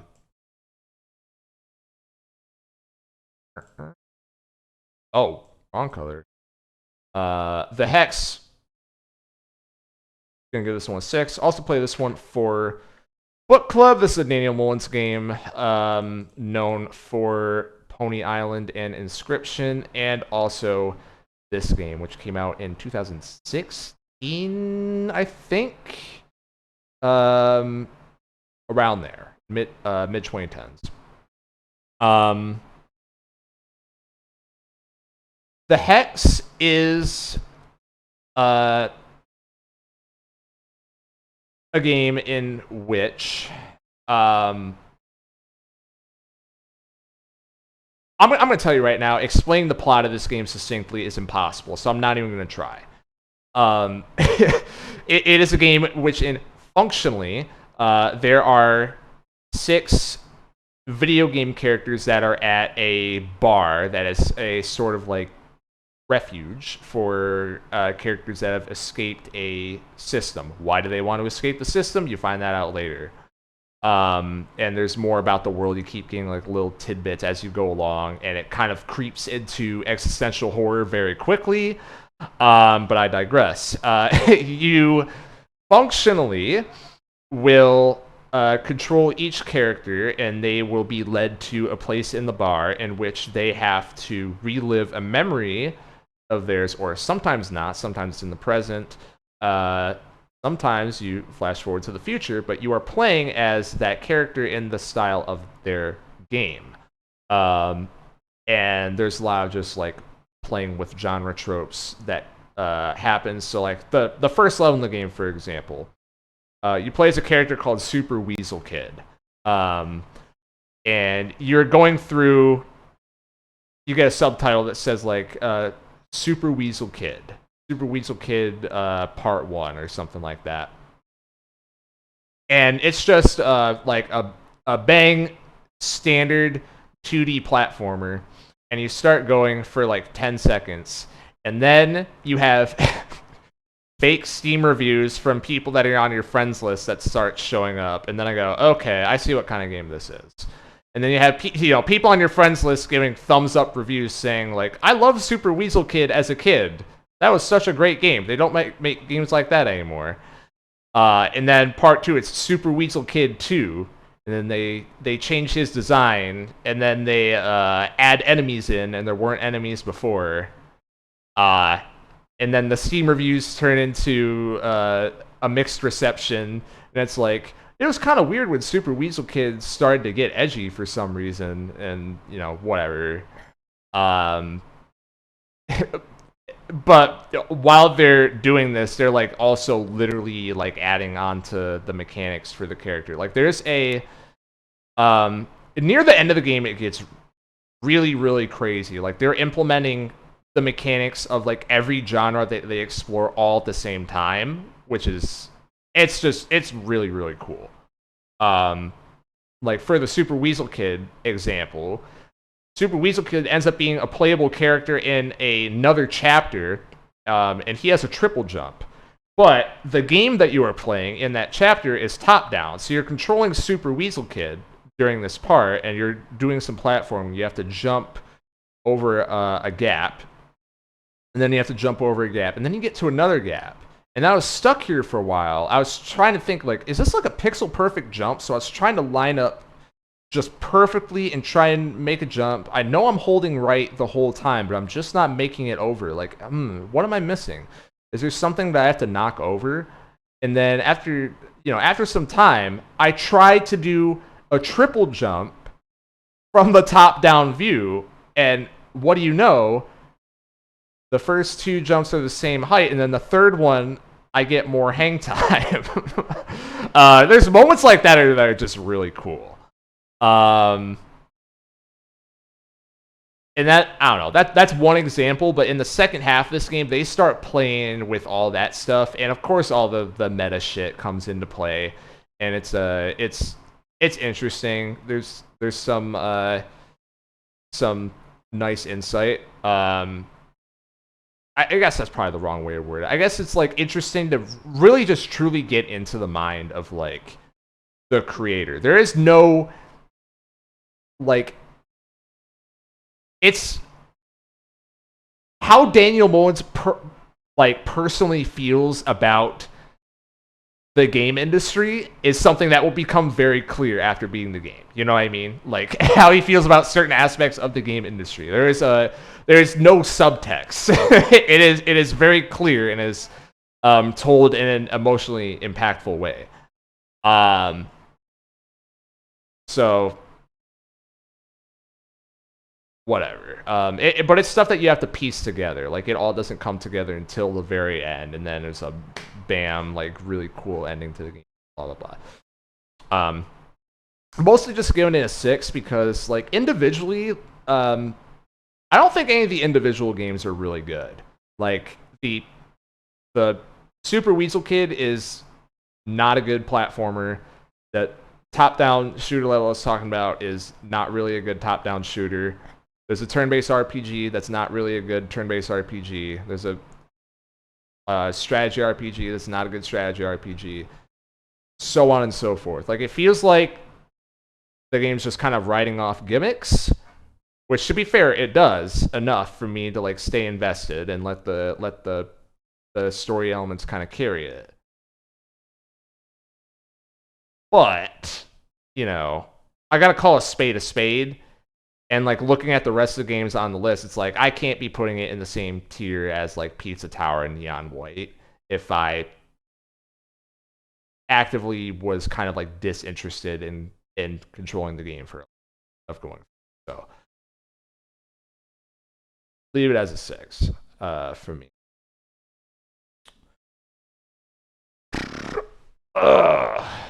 Two left. 5 hours in. Holy shit. Final Fantasy VII Ever Crisis. This is going to be a DNF. I really, this is just an opportunity for me to complain about gacha games, so I'm going to do that. Final Fantasy VII Ever Crisis is a game that I was looking forward to because Final Fantasy VII Remake is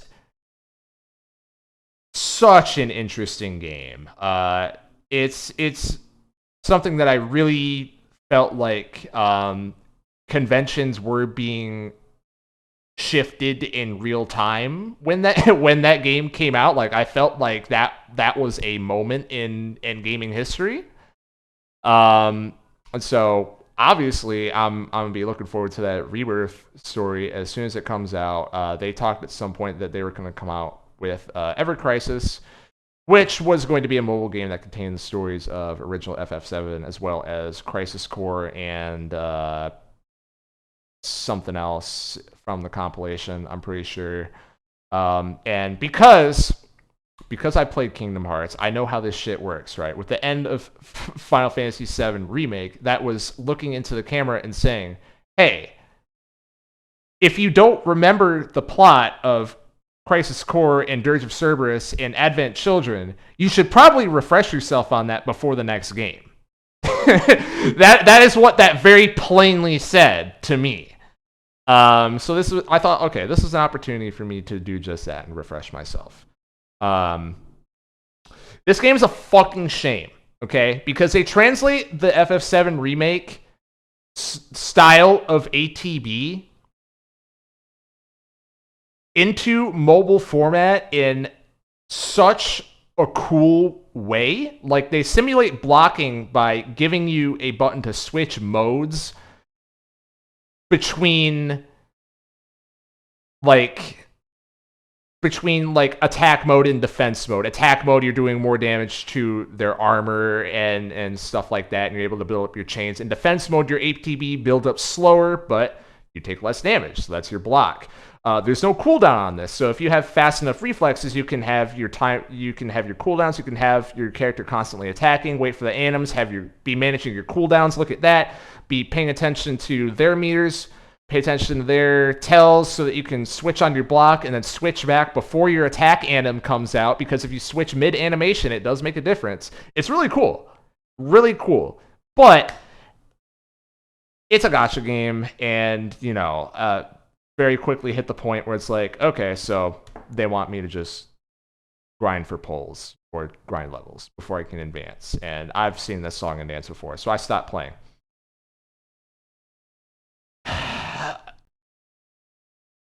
And as a follow-up, I then decided to watch someone play through the other Crisis Core remake that came out this year, and refresh myself on that. And man, Genesis sure is going to be the final boss of Rebirth, isn't he? he sure is going to be the final boss. And I don't know if I'm ready for that. I don't know if anyone's ready for that. I don't know if anyone is ready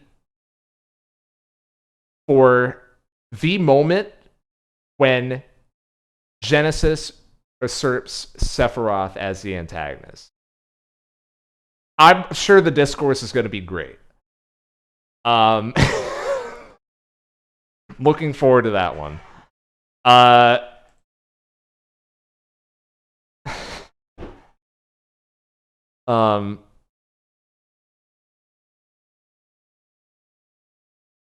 I feel like we could have a multi-hour conversation about FF7 Remake alone. I have very strong feelings about that game and the nature of remakes in general. I understand everyone that doesn't like FF7 Remake and feel like they got baited. I don't like misleading marketing for, the most part. Like, the No Man's Sky dev just announced a new game and said some shit like, I'm recreating all of planet Earth. And I'm like, you stupid fucking asshole. This is the same shit you did last time. Like, I'm still mad about that. I still haven't played No Man's Sky. I still don't plan to play it because that shit, I don't care. I don't care if all that shit eventually got patched in. I don't like that. I don't like that precedent that's being set. I don't like that Cyberpunk is doing the same thing and is getting recognition for the same thing. FF7 Remake arguably falls in that same category of, like, you lied about what the game was. Like, you lied. So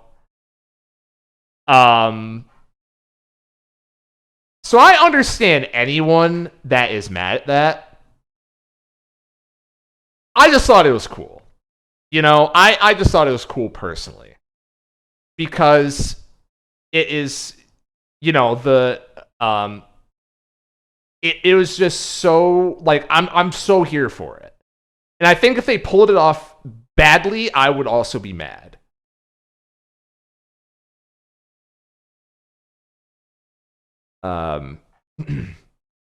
They changed so many plot details without the ghosts, and it affects parts of the meta-narrative more than they probably think. I agree. Ever Crisis is kind of a breath of fresh air for me. It's nice seeing FF7 more, I guess, faithfully retold in a modern style. That got shit show. Yeah, I guess I am correct by saying that. And yeah, the gameplay. Yeah. I mean, if if it's any concession, which it isn't, FF7 has been ported to like a lot of different platforms at this point. Not modern platforms. Not I think they did a pixel remake for it on PC, but at least there is a PC version. And there's there's a PS3, PS4 downloadable version. So, the old game is there. Sometimes I feel like that's kind of a disingenuous argument if it's a game that's very hard to purchase otherwise, but FF7 is not that, FF7 Remake is like the poster child for how something like this can be so heavily warped discourse around a story as to almost overshadow its original entirely. Yeah, before we get into Postal 2, I want to just talk a little bit about this. Like,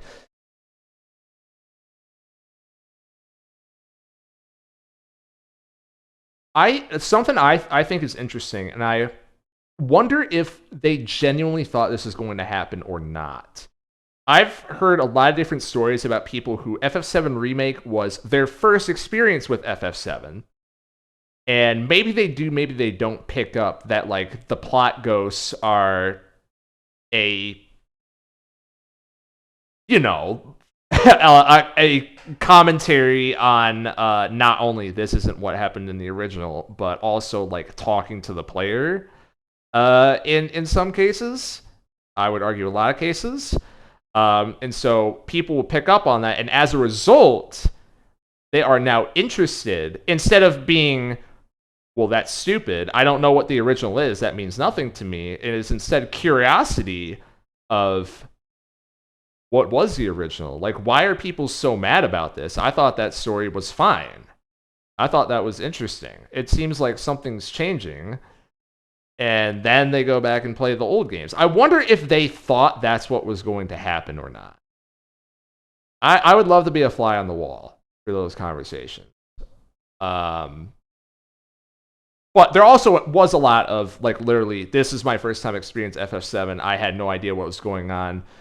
What were all those scenes where Sephiroth just shows up for no reason? It interacts with Cloud, which, yeah. So it can have the opposite effect too. Really, really interesting game.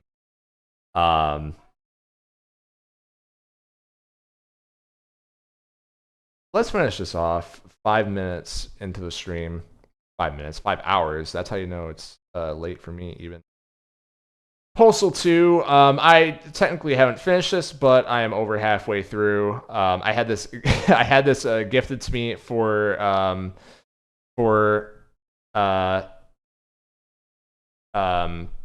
the purposes of just no context. Like, don't look up anything about this game, just play it. It's all right. I'm probably gonna finish this game. Maybe. What fucking color did I use? Is it this one? There we go. I don't know. I guess my summary was, this is it's early 2000s edgy humor. It is. Some people are gonna just be actively repulsed by that. I'm not necessarily like that. I was laughing at the absurdity of what was going on multiple times at first, but I only got through day 3, and I think even by the end of day 3, the luster started to wear off, because there's jokes that are getting repeated over and over and over and over and over and over and over. Like, the first time when you open up this game, the plot is you go through an average week of of just an average individual, and everything that happens in the game after that point, including the dialogue in the opening with the main character and his love interest, will have you asking what the fuck is going on. It's just a wacko, like, parallel bizarro world that is, just delving into satire and whatnot and blah blah blah. The first thing that happens, you have this fucking like fake Duke Nukem knockoff voiceover of the main character. He opens up his map and does a little like rudimentary circle something on the map and says, I don't even remember what the objective is. Like, I need to make my way to the RWS headquarters. And then and it just fucking cuts out and goes back to gameplay. And there's every NPC will just have flavored dialogue where they just say the most outlandish, out of pocket shit as you're going past them. You'll have police that just start shooting pedestrians for literally no reason. Like they'll just be walking and the police will just start like shooting them at bystanders while they're aiming at something else. Like they're chasing someone down and then they just like turn and shoot a bystander and then they go back. There'll be moments where you have most NPCs will have just like a source engine walk cycle, and then you'll have some that are doing like a fucking like they're walking as if they're in QWOP and like they're doing a little dance while they're walking. You'll have people who just, if you walk by them and don't do anything, they'll just turn around and go, "The fuck you looking at?" or something like that. So whatever. It's one of those types of games. The first actual story event that happens, if you don't just look around the map and see all the stupid shit they have. There are some protesters outside the RWS headquarters. RWS it stands for Running with Scissors, which is the group that made Postal 2. So there you go. There's protesters, and they're all dressed up in stereotypically, suburban parents against violent video games, and whatever they're protesting. Then you go inside, you collect the MacGuffin that you were going to get, then it brings up your map again. Your main character goes, "Finally, I found it." Or I'm not doing his voice right. Then the police come by because they are at the same time they are chasing you down. But then as the police show up, all the protesters also at the same time they all pull out guns and they put down their signs that say "Video games cause violence." The protesters then pull out their guns and they join the cops to try and kill you. So you have to kill the anti-violence protesters and the cops at the same time, who are both teaming up to kill you. So whatever. That gives you the gist of what this game is, right?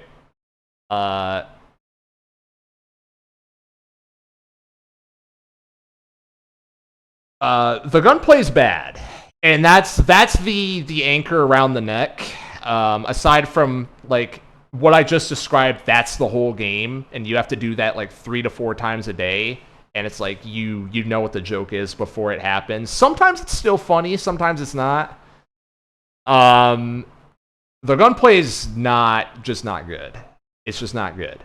And I don't really have any more to say about that. Like, there's no weight to any of the guns. You die extremely quick, and there's just hit scan enemies, and there's not really a reasonable like way to use the environment a lot of the time. If you are point blank with a shotgun, it takes 3 hits to kill a basic enemy. I think that alone says it all. There's meme options that you can use. Like, for example, you can pull out your dick and start pissing. If you piss on an enemy for 1 second, they become stunned. So then you can pull out your gun and get guaranteed headshots. So there you go. You can pick up stray cats off the side of the road and attach it to your gun to get damage bonuses that last for a limited amount of time. Then it only turns into needing 2 point blank shots of the shotgun to kill a basic enemy. I don't know. I don't know. Just immediately, I'm like, oh, this feels bad. Which would be fine if there weren't legitimately challenging enemy encounters that you have to restart over and over and over and over and over and over and over and over and over and over and over and over. It gets grating. One other thing I didn't mention, the other recurring segment, it's you go to a point and then you have an outlandish like group of 5 billion people that you have to fight off all at once. The other scenario is you have to do a mundane task, which those would get me every time. Like the first one is, I think your guy looks at the app and says, I have to cash my check. Oh, it looks like I got my check from the whatever. Now it's time to go to the bank to check it. So you walk into the bank, and you're not the only person at the bank, so there's a line. So what you have to do, you can't skip the line. If you try and skip the line, the teller is going to tell you to go to the back of the line. So you have to go to the back of the line at the teller, and then the teller talks to the person at the front of the line. It says, hello, how may I help you? And then you see the animation of the person in front, like, giving their check, say, this is $20, or whatever. Then the cashier's like, give me a second to put that into the system. And then there's like a typing animation where they're doing this, or something stupid. And then turn back. It's like, that has been added to your account. Thank you. Who's next? And then repeat that. You actually have to wait for like 2 minutes before you get up there. Which they did that infrequently enough that every time it came up was still funny. Because it's like, fuck, I have to wait in line. No. So that was good. But again, they repeat it. Like, those are the two jokes. It's absurdist, just killing people, and waiting in line. So far. Granted, I haven't finished the game. Maybe they changed it up on the last 2 days. But starting from halfway through the first day, it's been the same thing. Gemini says, the ultimate curse of the gag video game. You still have to play it.